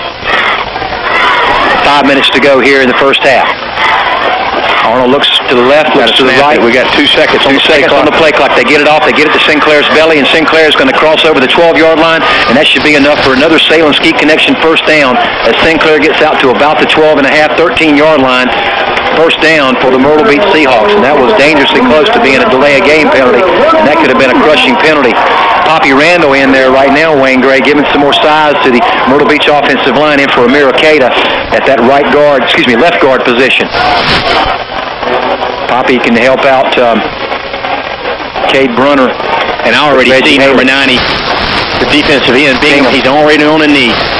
So getting tired already, you think? Well, what we want to do is keep the ball on the field offensively, keep him running. Arnold taking the play clock down, puts it in the belly of Sinclair. Ooh, he gets hammered hard. I think that was Bingham. It was Bingham. He ain't that tired. So far from being tired, but he ain't that tired. And I mean, I know we're early in the game, we're 4 minutes ago, but we have certainly controlled the clock the first half here, which is what we want to do. We want to keep their offense off the field. And I did talk to Dr. Dean Boyd before the game, and I asked him what he thought the keys to his game would be, and he said was for his offense to control the line of scrimmage, control the clock, and keep our offense off the field. So check in the column for Myrtle Beach for dominating the line of scrimmage and controlling the ball. Graham Vaughn moves out to a flex position from the tight end position. Arnold's going to pass.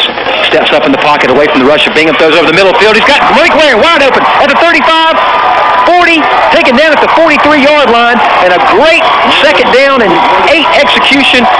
Malik Waring finds himself wide open in the middle of the field, and Drayton Arnold hooks up with him. Great job by Drayton Arnold again. He feels the pressure coming from the outside. He steps up out of the pocket, and instead of just tucking it and running it, he's keeping his head up, and he sees Waring open up across the middle of the field, which is where we seem to be getting opportunities.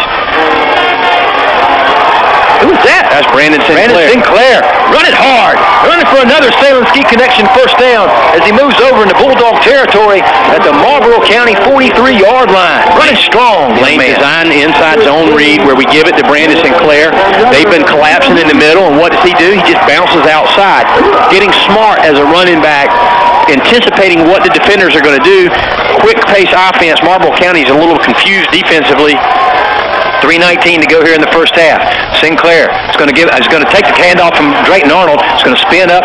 Number 47, Reggie Haley, their junior defensive end, grabs him around the waist and throws him down to the ground, but not before he picks up a good 6 yards on the play. And now we're seeing a lot more of the Brandon Sinclair we're used to seeing. And I got to tell you, I'm seeing some confusion on the Marlboro County defense. Now it's early in this ball game. It's just 7-0, but our offensive line is creating some space for Brandon Sinclair. 3 receivers in the set. Drayton Arnold back in the backfield with Sinclair. 2nd and 4. They're going to fake it to Sinclair. Arnold's going to throw. Throws it on the seam again. Kelton Green inside the 15-yard line. Going to be taken down. That's Malik Waring. That's Waring? Yeah. My bad. 3 and 2. Tough to see from up here. Malik Waring with 2 big catches on this drive. Well, again, what we're doing there is we're using Brandon Sinclair off of that play action.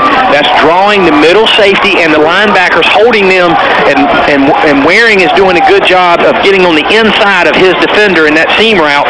And Drayton Arnold doing a great job of just finding him. And also we're working at a pretty high, hectic pace here too, as finally number 43, Twan Bridges, the 5'10", 170-pound senior inside linebacker, shoots in there and takes Sinclair down for a loss of 2 on the play. And Lane, what they're doing with Bridges is moving him up from a linebacker's position almost to a stand-up defensive end and just sending him straight at Brandon Sinclair. It works for him there.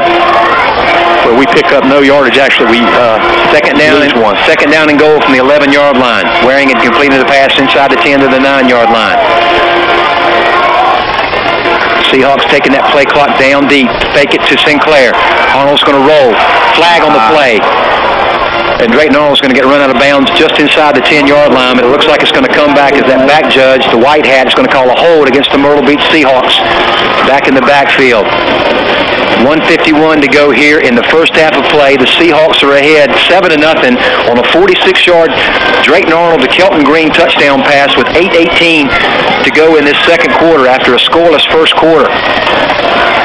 Doug Shaw Memorial Stadium, host site of the 3A Lower State Championship between the Marlboro County Bulldogs and the Myrtle Beach Seahawks. Lane Harrison, Wayne Gray, glad you're with us tonight. However you're listening to us on 1049bobfm.com, on the radio at 104.9, or on HTCconnect.com. We appreciate Tom Vitt and everybody at HTC for everything they do for high school sports here in the Horry County area. Under 2 minutes to go. Second down and goal from the 24-yard line. Mickey Wilson's offense will have to get creative here. See if they've got enough room to make the big play. Sinclair in the backfield with Drayton Arnold, 3 receivers in the set. Vaughn at the tight end. They're going to give it to Sinclair as he runs over the right-hand side, the wide side of the sure here that we do, if we don't get in the end zone, is have an easy chip shot for Sean Huggins. He empties the backfield. Sinclair goes out to an H-back position outside of Sam Jordan over on the offensive line. 4 receivers in the set. Arnold's going to roll to the wide side of the field. He's looking to throw back to Graham Vaughn. Throws it up in the air, but overthrows Graham Vaughn. And it looked like there was some contact between number 40. That was Josh Gary, their senior linebacker, and Graham Vaughn well past the line of scrimmage, but no flag on the play. And Drayton Arnold in the offense will trot off the field, and Sean Huggins, their junior place kicker, will put his tee down right at the 19-yard line, making this a 29-yard field goal attempt out of the hold of backup quarterback Jake Deskins. Long snapper is Hunter Floyd. Good snap, good spot, good kick. It's up, plenty of distance, and it's good. 10-0 the score here from Doug Shaw Memorial Stadium. The Seahawks out to a big lead here in the second quarter. You're listening to Myrtle Beach Seahawk Football on 104.9 Bob FM. For over 90 to Myrtle Beach Seahawk Football on 104.9 Bob FM.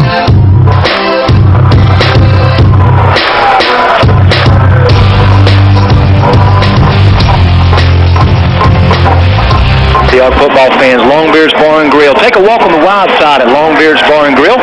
They sponsor our long-distance play of the game and the post-game show. We appreciate Ronnie Rebar and everybody over at 5040 Carolina Forest Boulevard for sponsoring Seahawk football. 10-0 the score here from Doug Shaw Memorial Stadium as Sean Huggins kicks the ball 9 yards deep and out of the end zone. And Mickey Wilson's out there cheering on his junior kicker. Attaboy, son. Kind of messed up that first kick, but he gets a low 5 from Mickey Wilson, Malboro County yard line with only 42 seconds to go here in the first half. With 42 seconds to go, it'll be interesting to see what field and get in scoring position, or will he just maybe run 1 or 2 plays and let the clock run out? But he's got no one in the backfield, and he's spreading it with 5 receivers.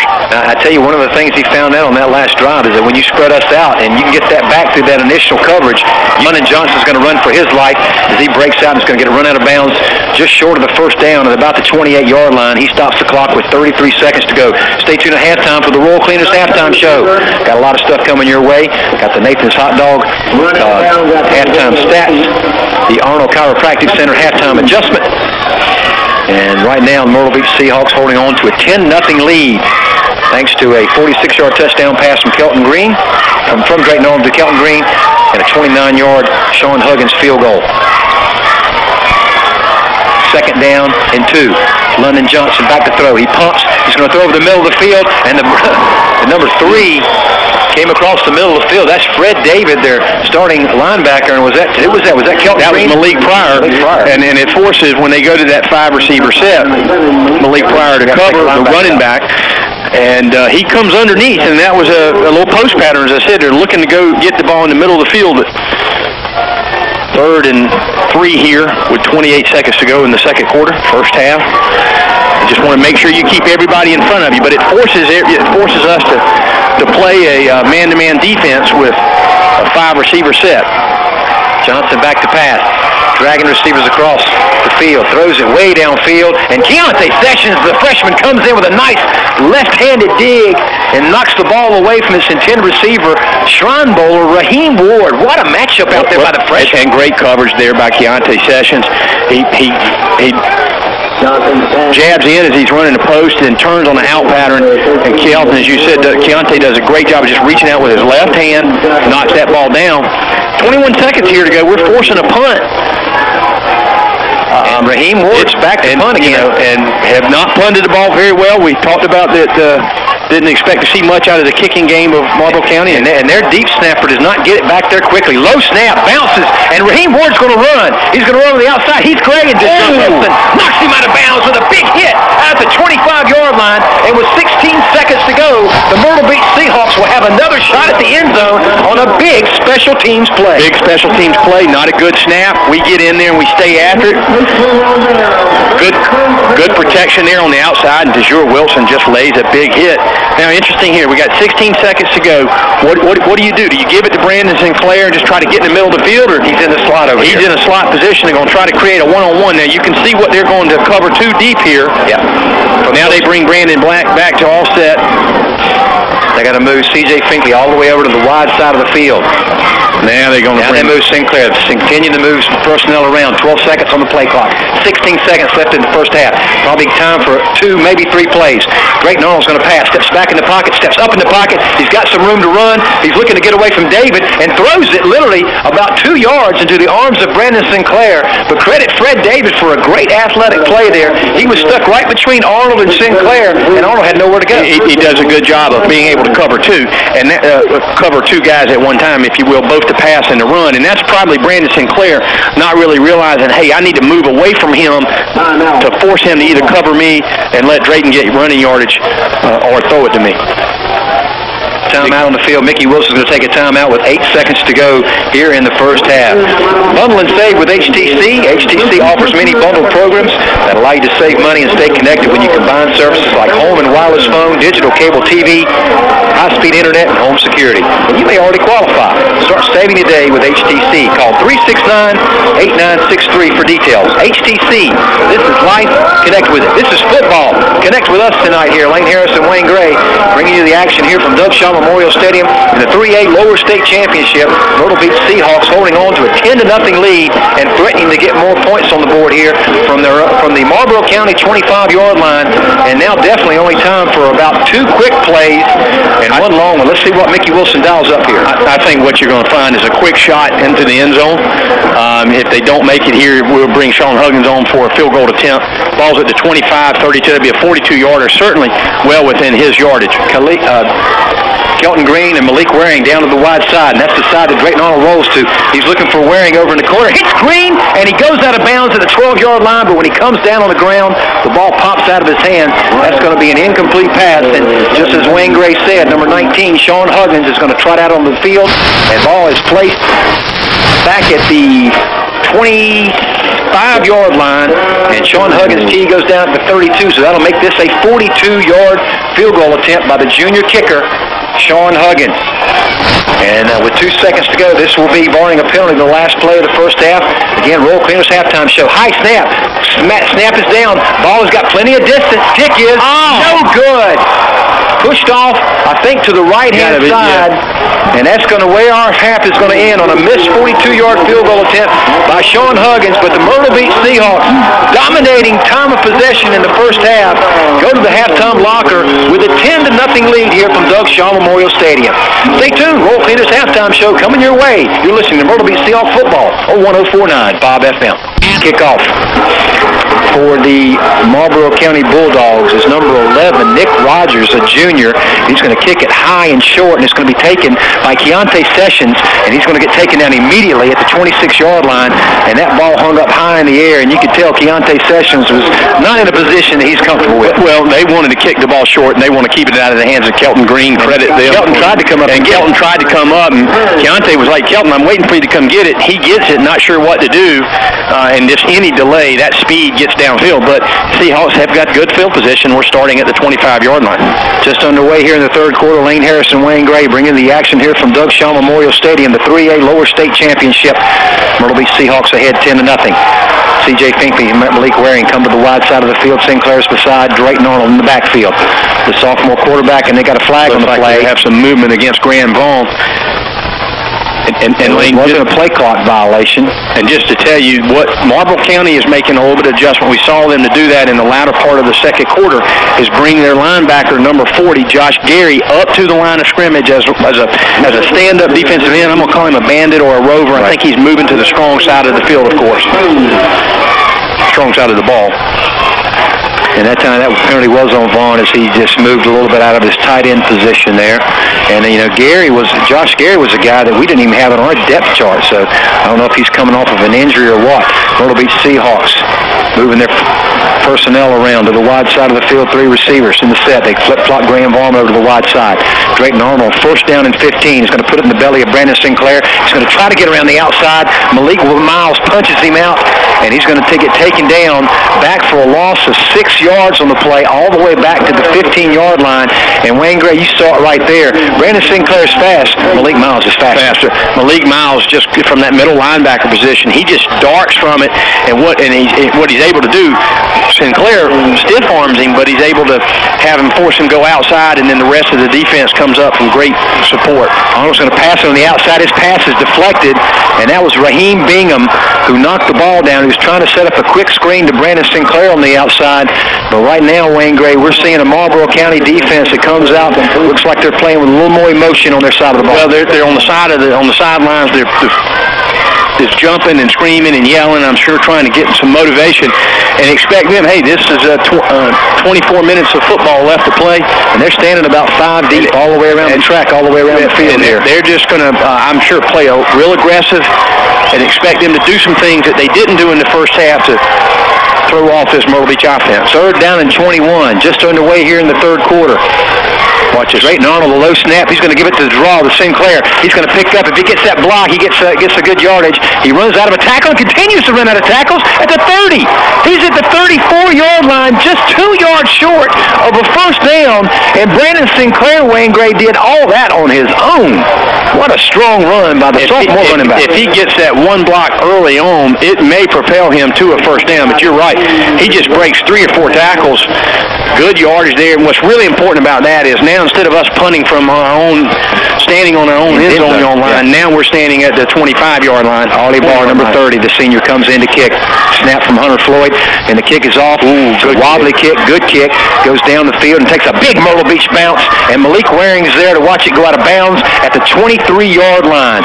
So let's add it up here. That's 11 and 20 and 21. We give him a 34, 35-yard punt there for Ollie Barr, and it does a good job, though, of keeping Marlboro County deep in their own territory, whereas if Sinclair doesn't get that big run, they got the ball at midfield. Absolutely. Credit Brandon Sinclair of just gutting out that 3rd down run there to get more yardage. And what I like about what Ollie Barr's doing the last several punts is he's punting it up high. It's about a 40-yard punt, but it's up high that allows our punt coverage team to get downfield and allow for no return for Marlboro County. Defense, 5 receivers in the set. Defense got to step up here. 10:34 to go here in the 3rd quarter. London Johnson's going to do a quarterback draw, and he gets hit early, and he gets hit again, and spun down for a tackle. Shaquan McCray hit him the first time, and then hitman Calvin Vereen came up. Big hit. Calvin Vereen came up and took him down for a loss. Actually, no gain on the play. They'll set the ball down again at the 23-yard line. 2nd down and 10.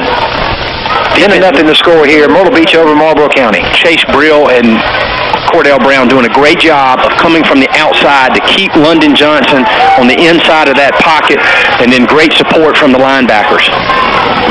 Johnson in the empty backfield, 5 receivers in the set. He's looking to throw. Throws on the outside, looking for Ward. Over the middle, and Ward dropped it.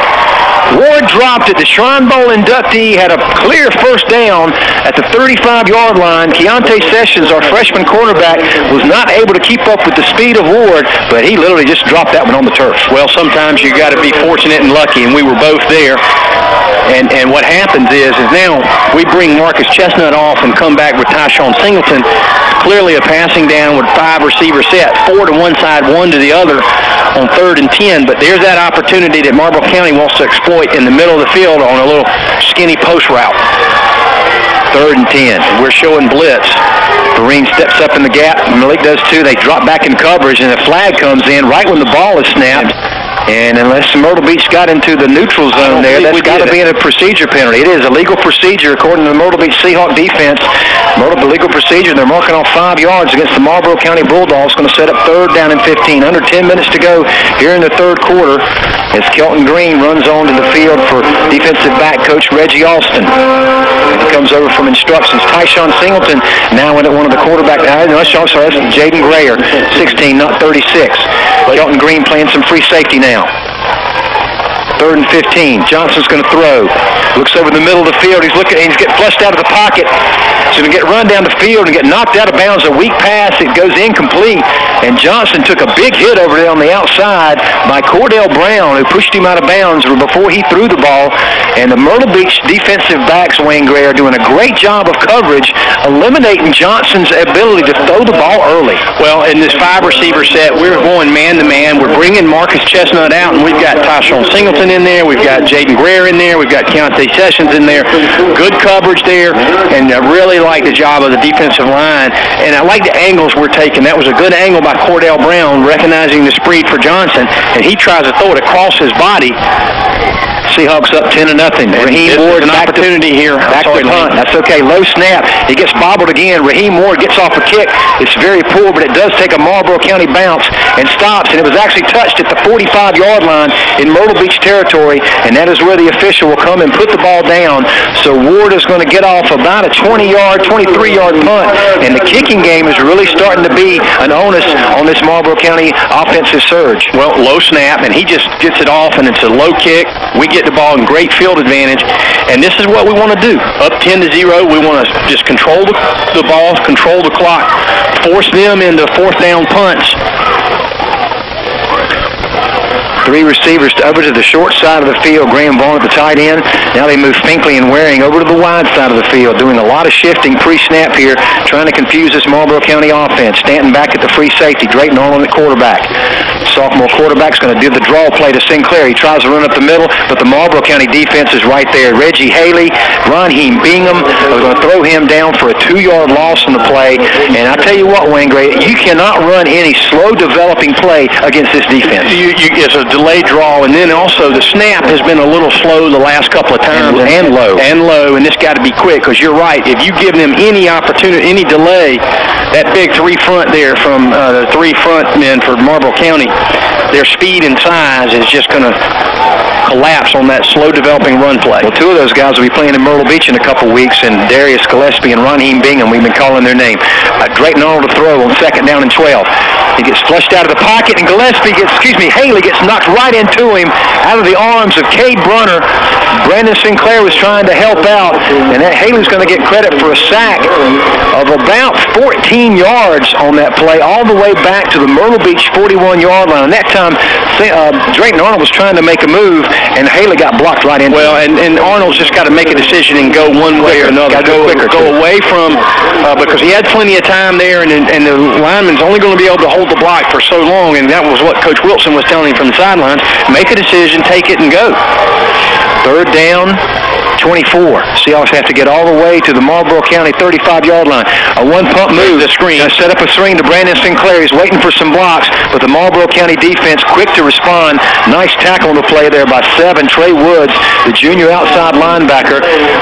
No gain on the play. Actually, he's going to lose a couple of yards on the play, and that's going to bring on Ollie Barr to pump the ball back to the Marlboro County Bulldogs. Myrtle Beach unable to sustain any type of time off the clock and clock-eating drive on that play. Barr gets the snap. He's going to get off a punt. It's a wobbly end-over-end kick, and it's going to again take a nice Myrtle Beach bounce inside the 20, inside the 5, and actually down at the 5-yard line. Ollie Barr.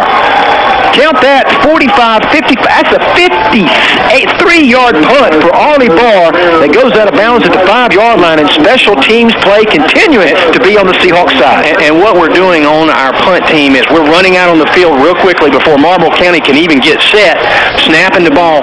Ollie, he needs an extra step, but he's punted the ball well tonight. There we get an advantage of a nice bounce, and we force them back inside their own 5-yard line. 7:28 to go in the 3rd quarter. The Myrtle Beach Seahawks up 10-0 over the Marlboro County Bulldogs. Lane Harris and Wayne Gray bringing the action here from Doug Shaw Memorial Stadium.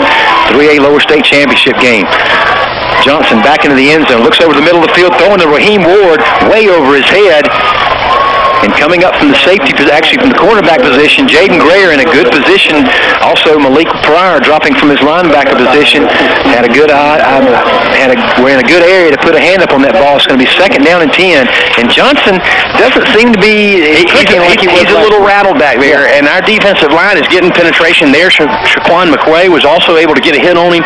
If you remember the last play where he rolled left after a long run, he was trying to throw it across his body, and Cordell Brown puts a nice hit on him. I know Coach Owens has said every time you get a chance to hit London Johnson, with, that's a legal hit, do so. Dr. Dean Boyd and the Marlboro County Bulldogs will take a timeout. We'll do the same here from Doug Shaw Memorial Stadium. The score 10-0. Myrtle Beach up over Marlboro County in the third quarter. You listen to Myrtle Beach Seahawk Football on 104.9 Bob FM. At TNT Auto Sales, everybody rides. And with 3 locations, we do mean everybody. On 1441 Highway 501 in Myrtle Beach, in Conway 1010 Highway 501 East, and in Lugoff on Highway 1 across from Sonic. TNT Auto Sales has served the Grand Strand for over 15 years by specializing in secondary financing with rates as low as 3.9%.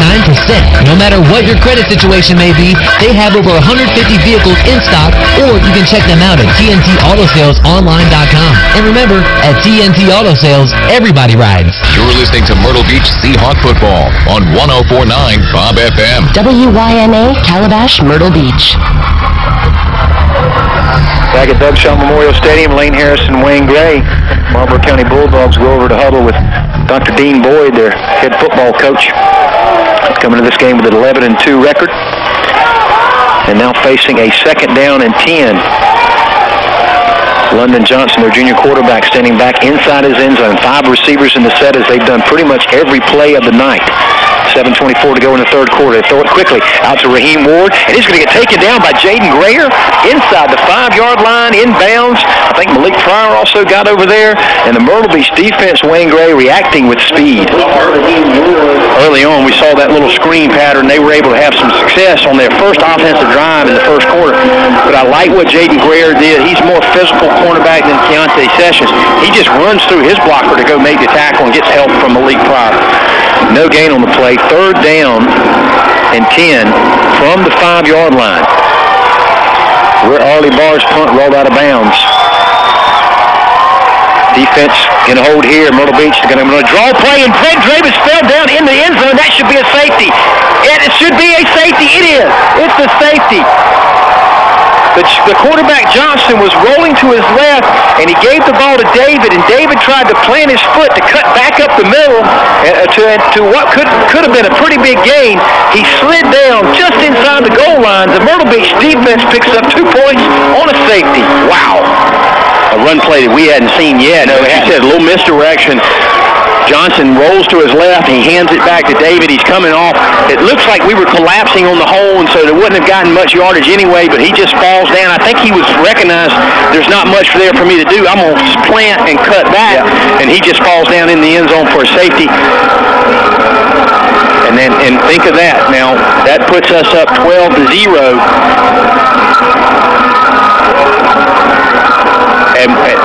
And they're going to be punting or kicking the ball from their own 20-yard line. And remember, the last time they kicked it very short to Keontae Sessions. Is that because they can't kick it long, or they don't want to kick it to Kelton Green? I mean, we're going to have great field position, and right now they got Hunter Stubbs, who's normally kicks off for them, teeing the ball up at the 20-yard line. And we need to bring our deep guys way up. They cannot kick the ball back to our deep guys. We need to bring our whole deep crew up another 10 yards, because Stubbs is going to be lucky to get this ball to midfield. Let's see where he kicks it to off the tee. Just barely past midfield. The ball takes and lands in the hands of Graham Vaughn, and Graham gets over midfield inside the 40, inside the 45, is going to be taken down just short of the 40-yard line, and that's where Mickey Wilson's offense will come out on the field after a 2-point safety with 6:36 to go in the third quarter, giving the Myrtle Beach Seahawks a 12-0 lead here over the Marlboro County Bulldogs. Well, smart decision there by Graham Vaughn. There, as you're right, we should have moved up, but he's running back.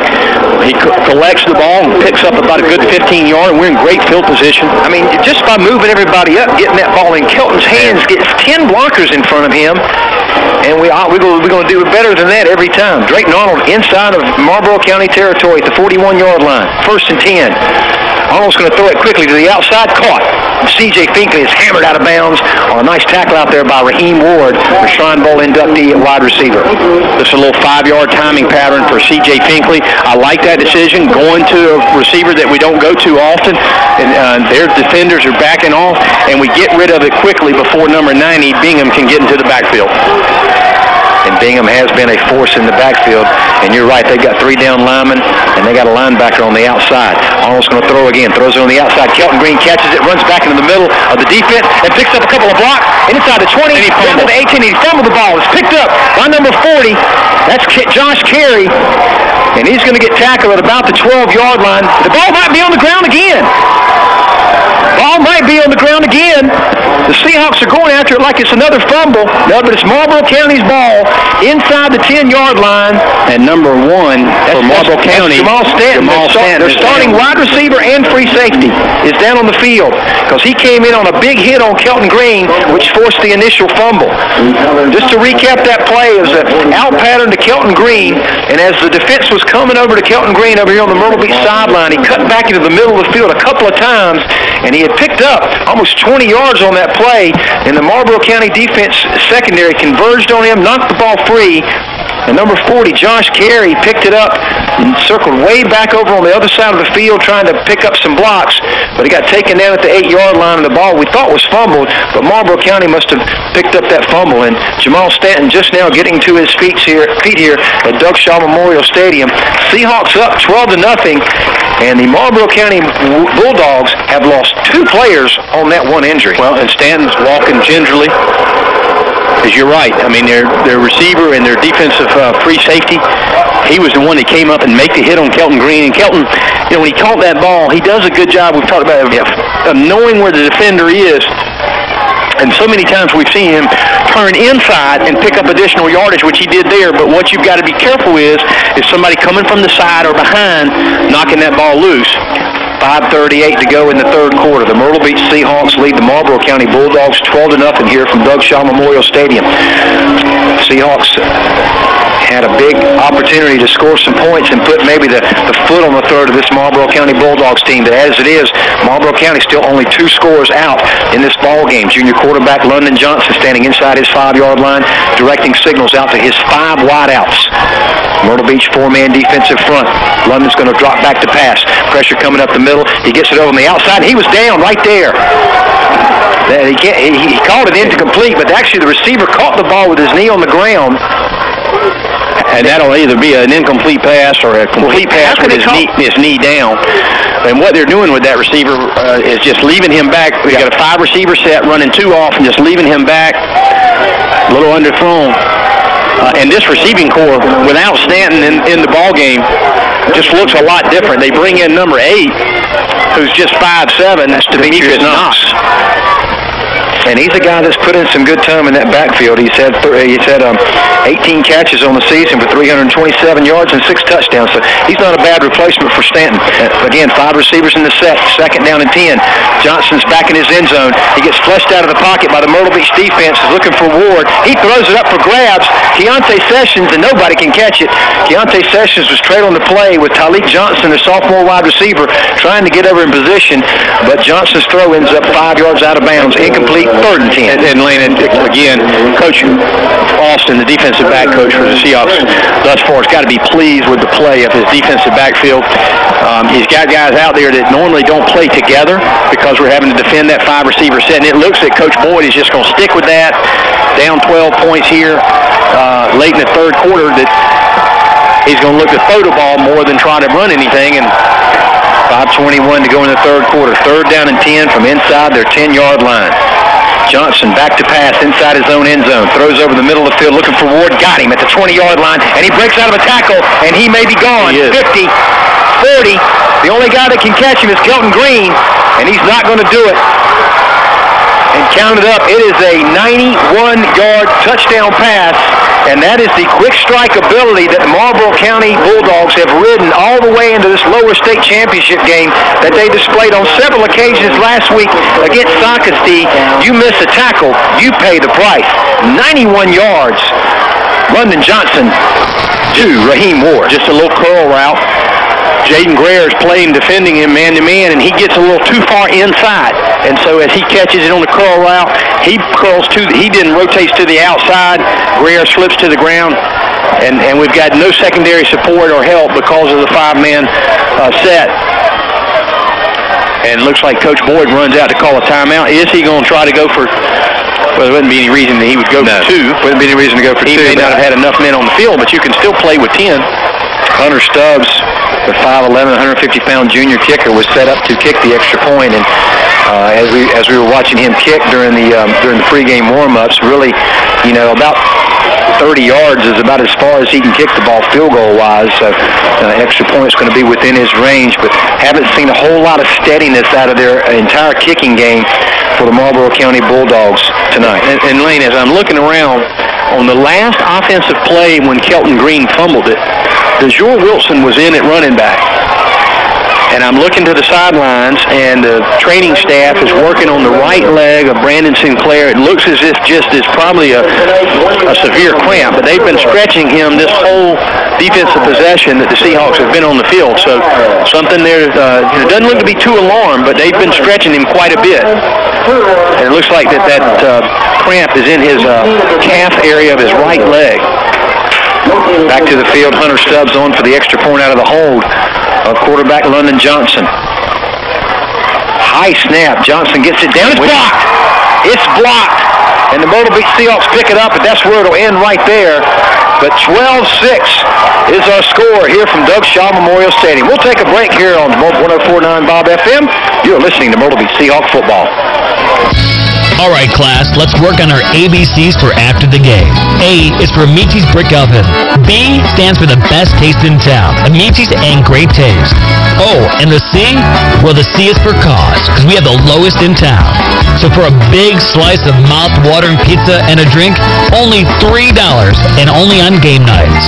When the chips are on the line and you're asked about the ABCs of football, you can say it all starts with Little Amici's, just down the road to Broadway at the beach after the game. You're listening to Myrtle Beach Seahawk football on 104.9 Bob FM.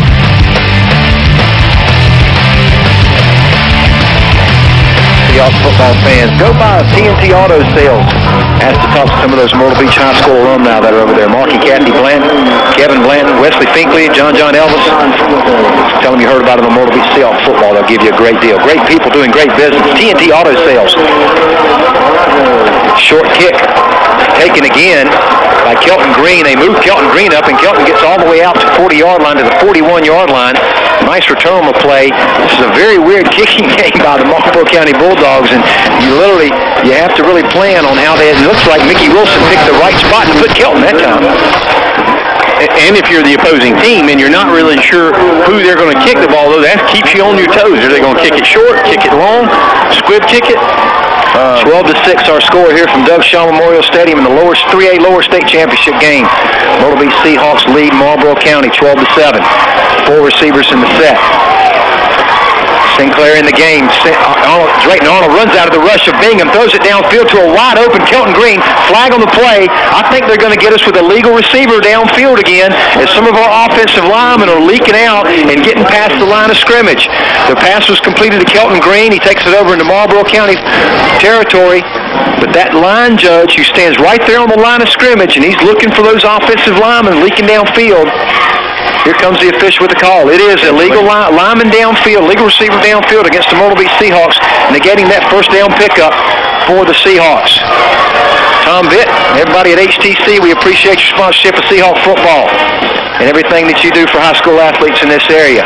So instead of a first down in Marlboro County territory, a 5-yard penalty is going to back them up 1st and 15. And Coach Wilson a little frustrated by that when he's asking the ref what number. Didn't see that offensive lineman league, but man, I tell you, number 90, Bingham, he gets in the backfield quickly. And Drayton Arnold's able to avoid the tackle and get away from that and find the open receiver. Finkley and Waring come over to join Green on the wide side of the field. Sinclair's going to get the handoff. He tries to cut it outside, and he does.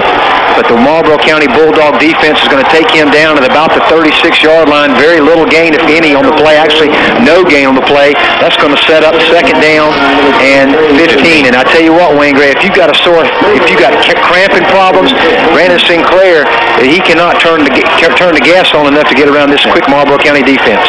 And Jamal Stanton, who we saw was walked off gingerly, he's back in the field. Seems to be running very aggressively in that free safety position. We select the tight end, Graham Vaughn, out. 2nd down, 15. 4 receivers in the set. They fake it to Sinclair. Sinclair goes to help. Drayton Arnold reverses field, throw it, Drayton. He does. He tries to find Kelton Green or Malik Waring, and they can't find it. They're going to call a late hit on number 7, Trey Woods, their outside linebacker, as he took a shot at Drayton Arnold after he threw the ball. I think that'll be the call. That's going to have to be roughing the passer. Wasn't anything else that could be called. No sign yet from the official, but they're starting to mark off a big one against Marlboro County. Personal foul, roughing the passer. And that's going to be a call against Trey Woods, their 6', 190-pound junior. And that penalty is going to put Myrtle Beach. That should give us the first down. You would think that it would give us the first down, and they're bringing the change. They shouldn't have to. If they marked off a 5-yard penalty for the first penalty, it is. It is a Salem Ski Connection first down for the Seahawks inside of Marlboro County territory at the 49-yard line. 3:42 to go. They give it to Sinclair, and there he comes again. No, that's Malik Miles.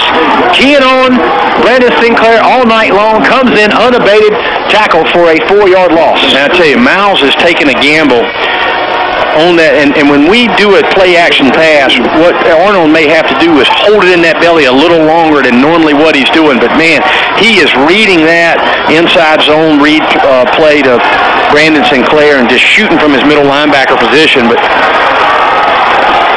And we got a really good one-on-one situation over here with C.J. Finkley to the wide side of the field. Second down and 14. Arnold's looking for Kelton Green. Throws a bullet over on the outside. It's going to be called incomplete. And he was looking for Green. In coverage over there, Trey Woods for the Marlboro County Bulldogs.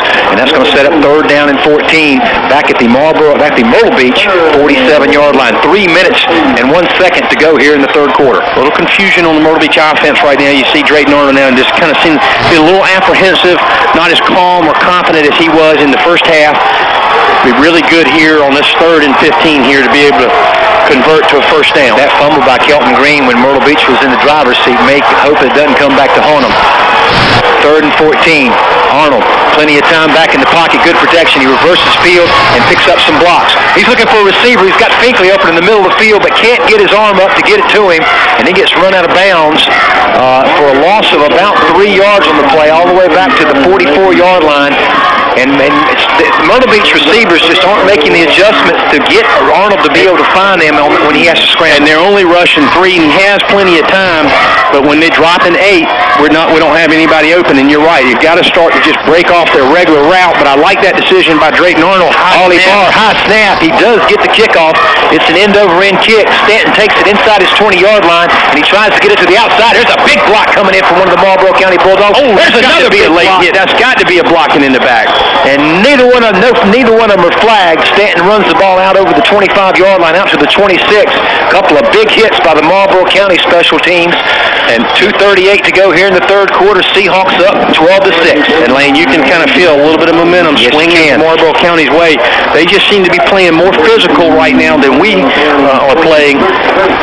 Evident right there on that punt return by those 2 big hits. Into the game now is at a wide receiver. It's number 6, Tyus Taylor. And he's a guy that's caught 12 balls this season for 128 yards. Johnson back to pass. 5 receivers in the set. Plenty of time. The Myrtle Beach pass defense can't get to him. Cordell Brown's trying to run him out of bounds, but he throws downfield for Tyus Taylor, but the ball was thrown out of bounds as Johnson's momentum was carrying him towards that sideline. The ball drifted out of bounds, incomplete, 2nd down and 10. Interesting, we're kind of seeing the same thing on both sides of the ball. We play a 4-man front, but because of their 5-man receiver set, we've got more defenders. Plenty of time for London Johnson, but our defensive backfield's doing a good job. Jaden Grayer, DeJure Wilson, Kelton Green, Keontae Sessions, Tyshawn Singleton in there in the defensive secondary. On 2nd down and 10, London Johnson, 12-6, Myrtle Beach up on Marlboro County. Johnson's going to pass again. Chase Brill's coming on the outside, can't get to it. Big hit on the outside as Keontae Sessions takes the legs out from underneath of the wide receiver, Raheem Ward, and he's slow getting up, but what a hit by the freshman. Wow. Good coverage by Keontae Sessions. Ball's a little high, and when he's up in the air, you go lay a legal hit on him, and you make sure he thinks about going up in the air the next time he's across the middle of the field. Nice play there by Keontae Sessions. 3rd and 10. 2:21 to go in the third quarter as Marlboro County looks over to the sidelines to get the play from Coach Boyd. Great time for a Pine Lakes Tavern defensive stop if we can get one right here and get the ball back. Third down and 15. Man-to-man coverage on the 5 wide receiver set as it's been all night long for the Myrtle Beach Seahawks. Show blitz. London Taylor. He gets chased out of the pocket. Heath Gray gets a hand on him. Can't take him down. He sidesteps one tackler, but gets taken down in the middle of the field by Malik Pryor and Calvin Vereen, I think, but short of the first down at the 31-yard line. They got to call him down at the 30, so it's going to be 4th down and 6, and they'll have to trot back out Raheem Ward to punt it away again to Kelton Green. Now remember, London Johnson lines up in the up back in that punt formation. The really gutsy call on this, on your own 30-yard line. But you can't go to sleep on them on doing that. I can see them doing that, especially as terribly as they punted the ball tonight. They hike it back to Ward. Ward gets the kickoff. Kelton Green lets it go over his head, takes a little bit of a Marlboro County bounce and rolls away head from it. at about 30 at the 35-yard line. It says Wayne said Tyshawn Singleton running head-to-head with a runner, ran all the way down to the ball, but the ball's going to be rolled dead at the 34-yard line. 1:26 to go in the third quarter. Wayne Gray and this Myrtle Beach offense, if they can get their wits about them and get a score on the board, could really put some distance in this game. Well, credit Marlboro County in the third quarter defensively, just kind of thrown us off balance. We really hadn't been able to get anything going. Nothing with the run game. Malik Miles has really keyed on Brandon Sinclair. Low snap again. They give it to Sinclair, and he's got number 3, Fred David. He fumbled the ball. He fumbled the ball and picked it up. Trey Woods picked it up for the Marlboro County Bulldogs, and there's the 3rd turnover of the game for the Myrtle Beach Seahawks. And the Marlboro County Bulldogs have found themselves in a short field at the Myrtle Beach 36-yard line as sophomore running back Brandon Sinclair got slammed to the ground. The ball got twisted out of his hand. And that 3rd turnover is going to prove to be bad for the Myrtle Beach Seahawks. 1:17 to go here in the third quarter, and Sinclair is back out on the field. Often good at holding 2 hands on the ball in traffic, and they just do a good job of reaching from behind to strip the ball. Fred David in the backfield this time with London Johnson. Hadn't seen him back there in quite some time. 4 receivers in the set. They give it to David. He runs right up the middle of the field into the Myrtle Beach secondary and gets taken down from behind, but not before he gets all the way down to the Myrtle Beach 15-yard line. Tackle on the play made by Malik Pryor. 1st and 10 for the Dogs. Give him the spot all the way to the 13-yard line.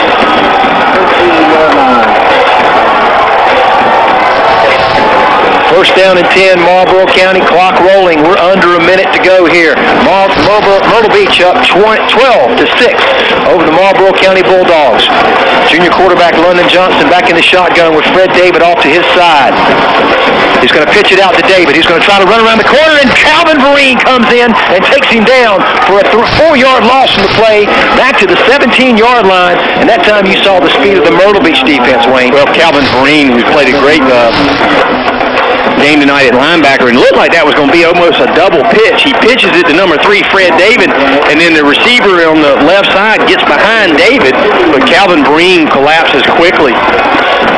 Second down, 13. 24 seconds to go in the third quarter. London Johnson back in the shotgun formation at the 22-yard line. He's going to pass. He's looking down the middle of the field. It's got to be a hold. No flag at all. He throws it out of bounds, and actually could be intercepted by Keontae Sessions. Did he get his feet in bounds? Myrtle Beach interception. The young freshman Keontae Sessions on a ball that looked like it was going out of bounds that London Johnson threw up for grabs. Keontae Sessions has the presence of mind to catch the ball in the end zone for a touchback, and the Myrtle Beach Seahawks will have the ball 1st and 10 at their own 20-yard line and get out of the hot water that they were going to be into should Marlboro County score. Well, we've traded turnovers, 3 for 3 now.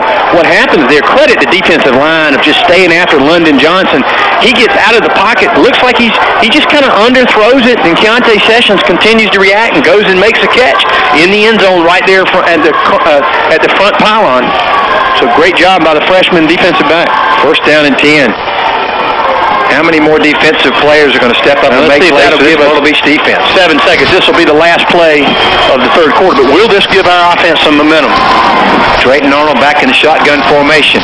Looked like Poppy Randall jumped up. They give the ball to Sinclair. He's going to pick up 3 tough yards as he gets out to the 23-yard line, and that'll be the end of the third quarter. 12-6. Your score here from Doug Shaw Memorial Stadium. If you're not here, you're missing a great one. You're listening to Myrtle Beach Seahawk Football on 104.9 Bob FM. For 75 years, the Myrtle Beach Area Chamber of Commerce has been promoting business, protecting jobs, and improving our economy. Today, the Chamber represents nearly 3,000 members with 50,000 employees. Promote, protect, improve. The Myrtle Beach Area Chamber of Commerce, serving the Grand Strand community with excellence.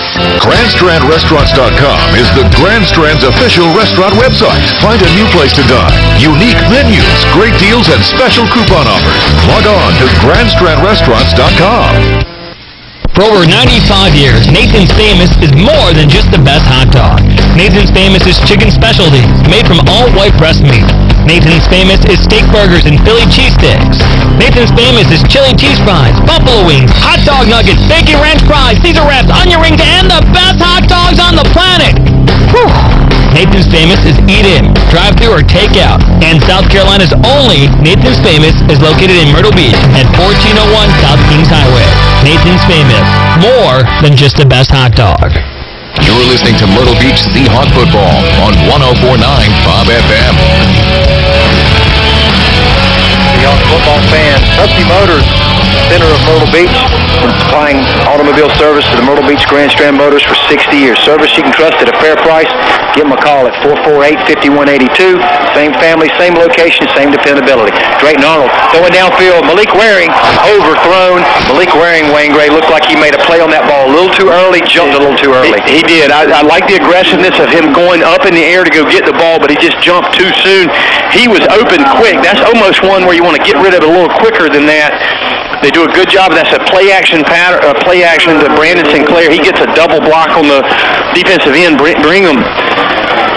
Man, that would have been a big play there. Nice delivery by Drayton Arnold. Now Allen's going to set up 3rd down and 7. The Seahawks to get out past the 30-yard line to pick up a first down. It's 20 yards deep at free safety. They're running the option. They pitch it out to Sinclair, and he's going to pick up the first down. He crosses over the 30. He gets hammered down by Malik Miles again, but not before he picks up a sail and ski connection first down for the Seahawks. Keeps the clock rolling and keeps Myrtle Beach offense on the field. And Lane, I've been thinking about speed options. Sometimes that's a way to defend that speed. We run it right at number 90, Stanton. We force him to bring him to make a decision. He collapses on Arnold, pitches it to Sinclair. Nice play there to get the first down. Vaughn and Finkley switch over to the short side of the field. 3 receivers in the set. Sinclair in the backfield with Drayton Arnold. The 2 sophomores. Arnold's going to pass. Throws it on the outside. C.J. Finkley catches it. And got to stay in bounds, C.J. He gets knocked out of bounds, and they have to stop the clock at the 43-yard line. Pickup of 8 yards on the play. And you can see it going through C.J.'s head. I need to stay in bounds. But he got knocked out of bounds. And right there, you just want to go ahead and go down. Yeah. The defender is staying 2 yards, allowing you to stay 2 yards ahead. Just go down to the ground and keep the clock running. They give it to Sinclair on 2nd and 2, and he's going to pick up a sail and ski connection first down as he rumbles into Bulldog territory at the 44-yard line. And what I like about that play, after a 2nd and 8, a 1st and down and 8, we get 8 on first down. It's a 2nd and 2. We line up quickly and give it right to Brandon Sinclair up the middle. 11 minutes, 13 seconds to go in the game. Sinclair takes the draw play again, runs up into the middle, runs out of the carry of Grant, still on his feet, and he crosses over the 40-yard line down to the 38. Pickup of about 7 yards on the play as Brandon Sinclair continues to add to his rushing total. Got to be getting pretty close to 100 yards. Oh, absolutely. He's already over 100. And the success there was recognizing which way Miles was coming from and getting away from him. They give it to Sinclair again. He cuts back into the middle of the Bulldog defense. That's going to make it 3rd and short. This time the Black Dog defense takes him down after a gain of about 1.5 yards. It's going to set up a 3rd down and about 1.5 yards from the Marlboro County 36-yard line. 10.5 minutes to go in the ball game. Myrtle Beach up 12-6. And we'll go with the short yardage package. Remember, in the first half we had this, and it was a little snap high and to the left, and it delayed Sinclair. This is where you want to catch it quickly and just go straight up the middle of the field. Sinclair does.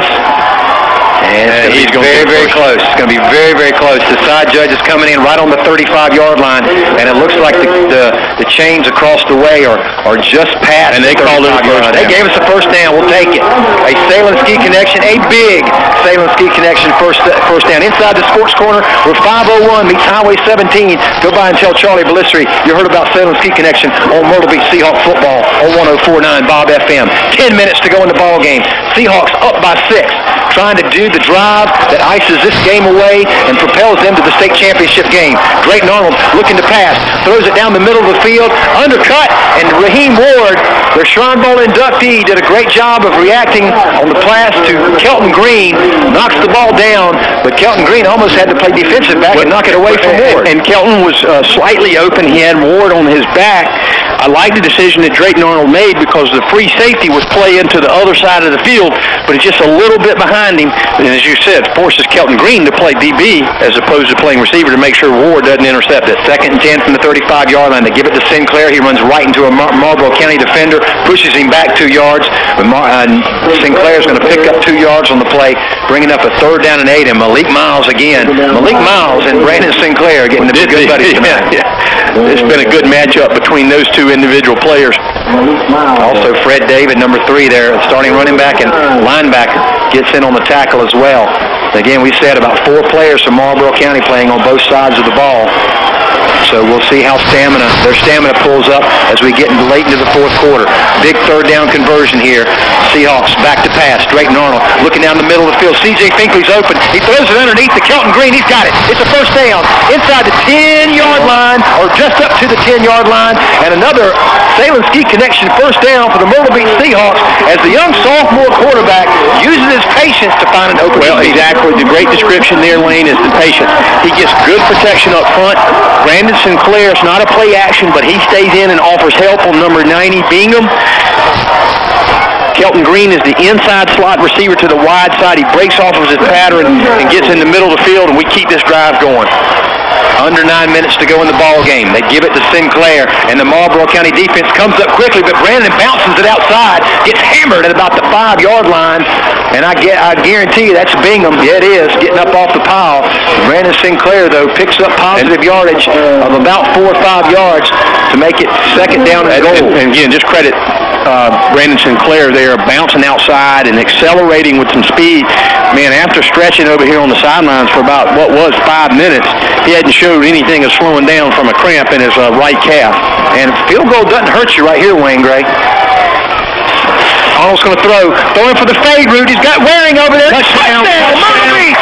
A beautifully thrown ball from Drayton Arnold, who comes up limping on the play. He's okay. He threw it to the corner of the end zone, to the pylon, and nobody could catch it. And Malik Waring, the junior wide receiver, pulls it in with his fingertip. Excellent pass. You're right. He throws it where only Malik Waring could catch it. And it looks as the defenders from Marlboro County just stop. They look at it and say, oh, it's over his head. Malik keeps running to the corner of the end zone, makes a fingertip catch.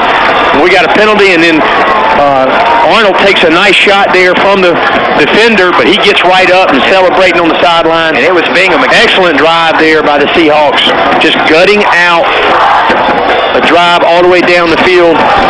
See what the penalty. And there's going to be a penalty now. It looks as if we may go for 2 here. Dead ball offsides against Marlboro County. With the score now 18-16. 18-6. So up 12. So this will make it a 14-point game for the Myrtle Beach Seahawks. Marlboro County bunched in there. Myrtle Beach in the Rhino package. Sinclair dotting the I. Let's see where they go with it. Right up the middle. Sinclair rolls into the end zone. A 2-point conversion touchdown. The Myrtle Beach Seahawks are up 20-6 over the Marlboro County. And Lane, credit the offensive line there. They just push Marlboro County's defense back into the end zone. And Sinclair, making sure that he's going to get in there, just jives up into the end zone. That puts us up 20-6, 2 complete touchdowns and an extra point now with 8:37 to go here in the 4th quarter. Excellent drive there by the Seahawks. Move that ball down the field to convert off of the turnover.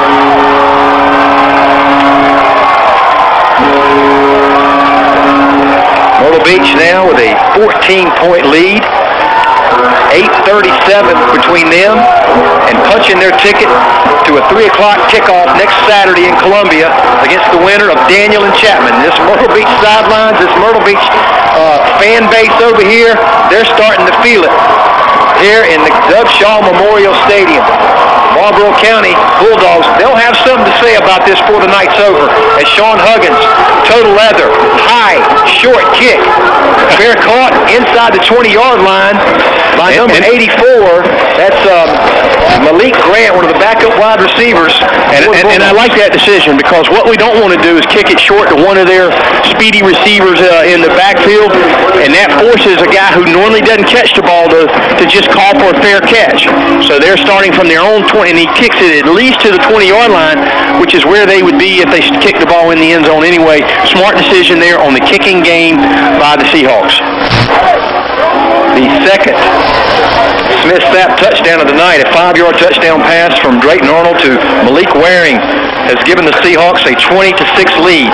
London Johnson back to pass, pressured by the Myrtle Beach defense. Heath Gray knocks him down for a safety, and Gray will get credit for that as London Johnson loses his footing at about the 12-yard line.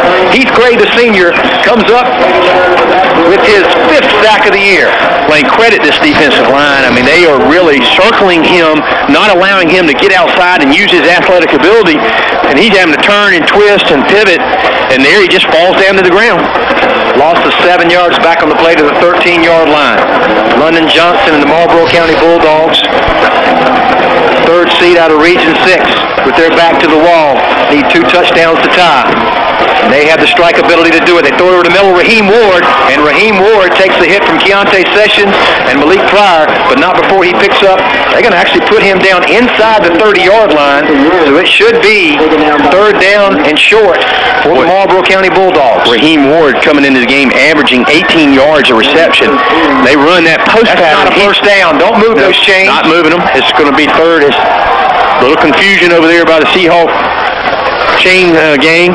That ball is short of the 30-yard line. They've got to get to the 30-yard line to get a first down. So they like to run Ward on that post pattern, or a long slant, if you will. And what we want to do is just keep them in front of us. You know, 7:28 to go. Good tackle there by Keontae Sessions and help from the safety position. But you can tell he wants to put the ball in the hands of Raheem Ward. Down 14, they're going to have to throw the ball. And also you got to be wary of a double move coming up here too. Johnson looks to throw to the outside, gets flushed out of the pocket. Malik Pryor's going to try to run him down, but what speed he shows as he gets out to the 41-yard line, literally just flat turned on the gas and left Malik Pryor behind. London Johnson is going to be a highly recruited young man. Well, and what you want to do with him is just make sure you take an angle to make sure he goes out of bounds. But he just turned on the jets there to pick up that first down. 1st and 10 for the Marlboro County Bulldogs. 7:04 to go here in the ball game. Myrtle Beach up 20-6 and hanging on for dear life. Need a defensive stop here. Kelton Green at the free safety. 5 receivers in the set for the Marlboro County Bulldogs. London Johnson's been working out of that empty shotgun almost exclusively all night tonight. And we keep it on. They're running Raheem Ward across the middle. And Cordell Brown's going to take him down for a sack back at the 37-yard line, and help on that play by Heath Gray. I think Heath Gray pushed him up into the pocket, and Cordell cleaned it up. And really an interesting pattern there ran by Raheem Ward. He's out to the short side of the field by himself, and he just comes right across the line of scrimmage, and almost looking like they maybe just want to dump it to him and take advantage of his athletic ability and speed. Keontae Sessions does a good job, but credit the defensive line of not giving Johnson any time to throw the ball. 2nd down and 14, 6:30 to go. Johnson back to pass. Standing in the pocket, gets hit by Heath Gray late, throws it over the middle of the field. Desir Wilson back in secondary coverage. He overthrows Dion Murray, and that's going to set up 3rd down and 14. Heath Gray did a good job of getting his hand up, causing Johnson to have to throw that ball higher than he wanted to, and that's why he overthrew Dion Murray. Certainly 3rd and 14 here. If they don't convert, obviously they'll go for it again on this 4th down. 6:23 to go in the ball game. Seahawks up by 20-6 by 2 touchdowns. London Johnson, the playmaker for this Bulldog team. He's going to try to run, steps up in the pocket, throws it downfield. Kelton Green intercepts it. Kelton Green intercepts it at the 20. Looking to pick up some blocks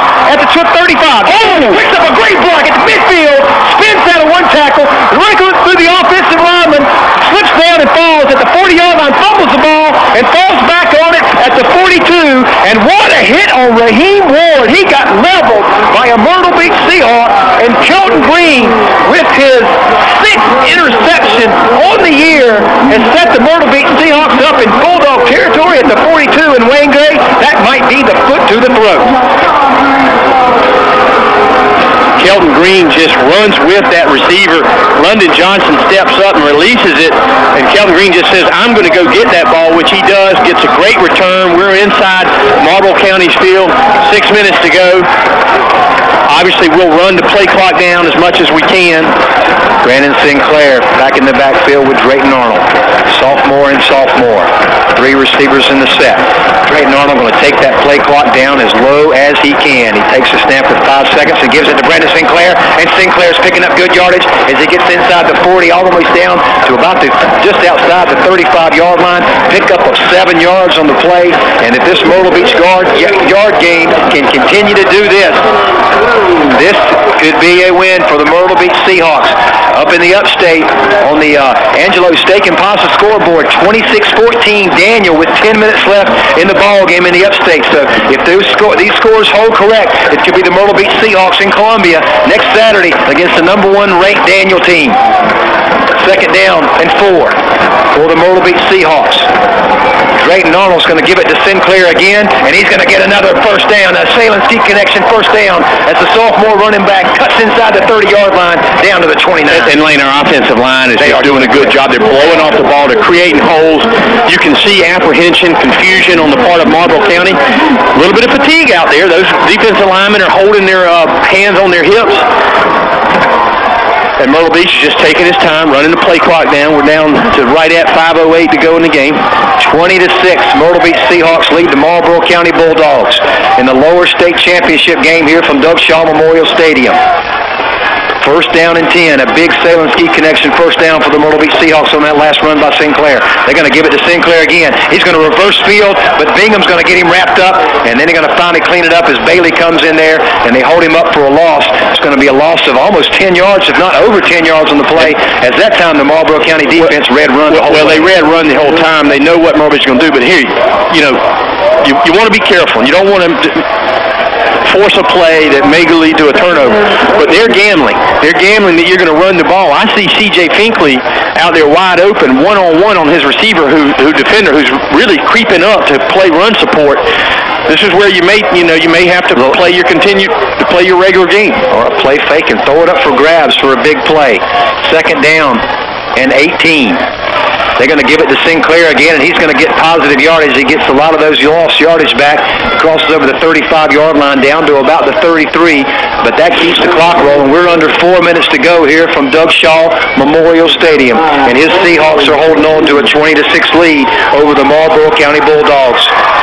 Either we'll just see another zone read directly to Brandon Sinclair. Might see a screen pass or a draw play. But obviously, you know that they're keying on the fact that we're going to give the ball to Brandon Sinclair. 3rd and 15. Here come the linebackers. They give it to Sinclair anyway. He cuts up into the middle of the line, crosses over the 30-yard line, gets back to about the original line of scrimmage at the 29. And what do you do here? You've got the ball at their 29-yard line. Do you go for it on 4th down? And you can take this under 3 minutes by not even snapping the ball. And let's see how Mickey Wilson plays this right here. Lane Harris and Wayne Gray bringing the action here. A great Myrtle Beach answer. And what Coach Wilson will do is let the clock run down. And he'll take a timeout, and it'll be about 2:51 to go on the play clock. On the game clock. We'll take 1-2 here from Doug Shaw. Seahawks up 20-6. You're listening to Myrtle Beach Seahawks football on 104.9 Bob FM.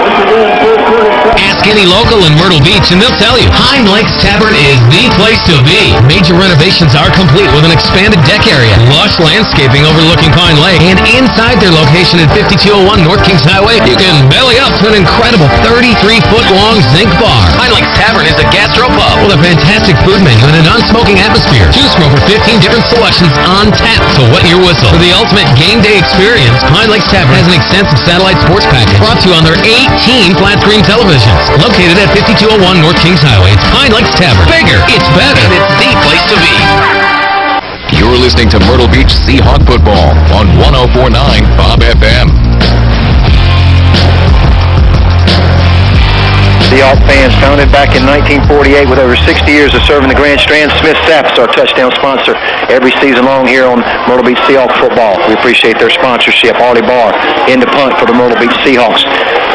Low snap, bobble snap, and Barr just takes his foot and kicks it. It's taken by one of the upbacks, and Kelton Green's going to make a tackle at the 40-yard line. Flag on the play. Let's see how this mitts out here. Well, it can be a penalty on the punter. I mean, you're able to drop the ball and just kick it from the ground. Well, that's exactly what Barr did. He mishandled the snap, and it bounced in front of him. Marlboro County was coming quick, and number 30 just reached his foot out and kicked it. They're going to call an illegal kick on Artie Barr. And the ball's down at the 35-yard line. And it may be that you've got to pick it up and kick it instead of just kicking it from the ground, and that is an illegal kick. And it's a loss of down, so they're just going to decline the penalty and take the ball at the original line of scrimmage that Myrtle Beach had just inside the 35. Lane, as we start this play here, let's not forget basketball season starts this week. JV opening up Monday at home against Mullins, and the varsity boys and girls will be on the road Tuesday against Mullins. Continue your Seahawks support from football season all the way over to basketball season, and hopefully the Seahawks will have some more football to play.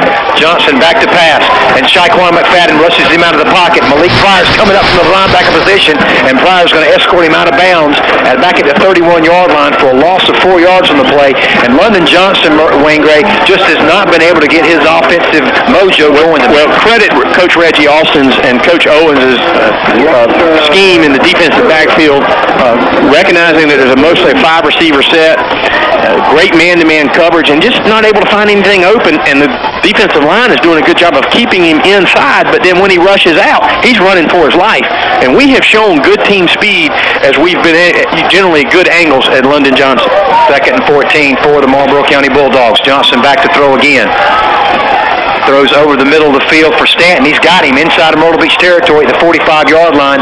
Safe, sure tackle made by Kelton Green. Marlboro County picks up a first down in Myrtle Beach territory. And I think Kelton saw him coming across the field, and he just said, I'm not going to go make a play. I'm going to keep it in front of me and make sure I make the tackle. Let's continue to let time run off this clock. First down and 10, Marlboro County. Again, 5 receivers in the set. London Johnson standing back in the backfield. Takes the center snap, and he's going to pass. Looking over the middle of the field for a route route. Number 14, Dion Murray, the senior wide receiver, catches it. He's taken down immediately by Malik Pryor and Jaden Grayer. Well, actually, Keontae Sessions, the freshman is really sticking his nose in there tonight. A gain of 7 yards on the play. And again, good team coverage. What I like about what they're doing there is making sure everybody's in front of them. We're under 2 minutes to go in this game. Johnson barking signals over to the outside receivers. Myrtle Beach fans waiting in anticipation. Johnson back to pass. Malik Pryor comes on a blitz, takes him down. He and Heath Gray back in Myrtle Beach territory at the 49-yard line. And the 2 seniors, Malik Pryor and Heath Gray. And London Johnson down, and he's not getting up. Well, there you go. But just credit the defensive call, the blitz on Malik Pryor. And what I like what he does on the blitz, he recognizes that London tries to fake him. He doesn't get faked out, and then he gets help from Heath Gray. Coach Boyd has to take a timeout. Let's keep it right here. GrandStrandEvents.com. Lots of things going on in the Myrtle Beach area. There's plenty of culture and brilliant works of art on display at the Franklin G. Burroughs Simeon B. Chapin Art Museum. Running through the end of 2013 are the exhibition's Passionate Collectors and 25 Years of Jonathan Crane and Sheila Pearson. Glass transformed, a photographer explores sea glass. These beautiful exhibits are sure to mesmerize everyone who has ever wanted to master a paintbrush or a camera. The museum is located over at 3100 South Ocean Boulevard in Myrtle Beach. We appreciate GrandStrandEvents.com for sponsoring Seahawk football all season long here. 20-6. The score. score here from Doug Shaw Memorial Stadium. 1:37 to go in the ball game. Lane Harris and Wayne Gray bringing you exciting Seahawk football action here as the Seahawks get ready to punch their ticket to Columbia next Saturday to take on the winner of Daniel and Chapman. Third down and 18 yards to go for the Marlboro County Bulldogs. They come on a blitz again, and this time Calvin Vereen misses him. And not really sure. There's a penalty on the flag. Well after the ball snap, and we're going in there, they call a penalty, and that's probably going to be offsides against Myrtle Beach. Yeah, I don't think Calvin timed his pass rush that was probably why he got in there so quick. He was a little offsides. They did call offsides on Calvin Vereen, so that's going to move it to third down and 13, 1:33 to go in the ball game. And Reggie Austin and defensive coach John Sedeska really dialing up some blitzes, some creative blitzes against this Marlboro County passing offense. Mickey Wilson talking with the side official. He's coming down, and what are they doing? Must have an equipment issue. He's called the athletic director over. He's calling John Cahill over. And maybe a clock issue. Well, I mean, if that play was blown dead, no time should have went off the clock. But why are they calling John Cahill to do that? Well, he'll communicate to the press box, to those that's running the clock. I think the play started with 3:36, if I'm not mistaken. Again, 20-6. Your score here from Doug Shaw Memorial Stadium. The Seahawks are up. Stay tuned for the Snack Shack postgame show here on 104.9 Bob FM as the Seahawks look to move on to the state championship game. Third and 13. And they Johnson back to pass. They throw the blitz again, and he throws it to David over the middle of the field, and Fred David can't come up with the catch. So on 4th and 13, the Marlboro County season, it's been a good one, folks. 11-2 record so far this year. It's going to come down to right now this one play. Well, on 4th and 12 from midfield, the Seahawk 48-yard line. You're good. Go ahead. 4th and 12. Just wondered, do you go deep here, or do you look to just get the first down? Here we go, folks. Here's your ball game. Johnson rolls to the wide side of the field. He's looking to throw back. He throws it high up in the air. It's anybody's ball. It's a jump ball. Knocked out of the hands. Keontae Sessions knocks it out of the hands of the Shrine Bowler, Raheem Ward. And young Keontae Sessions has grown up tonight, Seahawk fans, and may be our defensive player of the game. 1:25 to go. The Seahawks will take over 1st and 10 at their own 48-yard line. Great defensive play there by Keontae Sessions. He just stays with Raheem Ward. It was a set play for Johnson to roll to his right and just throw it back across the field. And the Seahawks, would you thunk it at 1-3, moving on to the state championship football game? You just ruined my post-game speech. Because you're right. Who would have thought it after losing to Carolina Forest 41-35, and that being Carolina Forest's only win of the year, that a 1-3 Seahawk team could make it all the way to Columbia, South Carolina, to the state championships. But folks, if you thunk it right, because that's where they're headed, to take on the winner between Daniel and Chapman. We'll try to get your winner of that game to see who the Seahawks' next opponent will be. Seahawks take a 10-yard loss. Drayton Arnold drops to a knee with 55 seconds to go. He's going to take the snap from senior center Hunter Floyd. He's going to do the same thing back at the 30. And while this negatively affects the Seahawk rushing attack for the night, here's your upstate score up in the upstate on the Angelo Steak and Pasta scoreboard. Daniel 26, Chapman 21, 6:45 left to go in the ball game. So it's still yet to be decided up in the upstate. On the other hand, with 30 seconds to go, the Seahawks are up 20-6. Drayton Arnold letting the play clock go all the way down. And this will be the last play of the game as the sophomore quarterback takes a knee. The sidelines, the stands, exult in exaltation. The Seahawks will return to the Columbia for the state championship final game this Saturday at 3 o'clock against a yet-to-be-determined opponent with a 20-6 win over the Marlboro County Bulldogs. Stay tuned for the Snack Shack postgame show after this 2-minute pause for the cause. You're listening to Myrtle Beach Seahawks football on 104.9 Bob FM. For 75 years.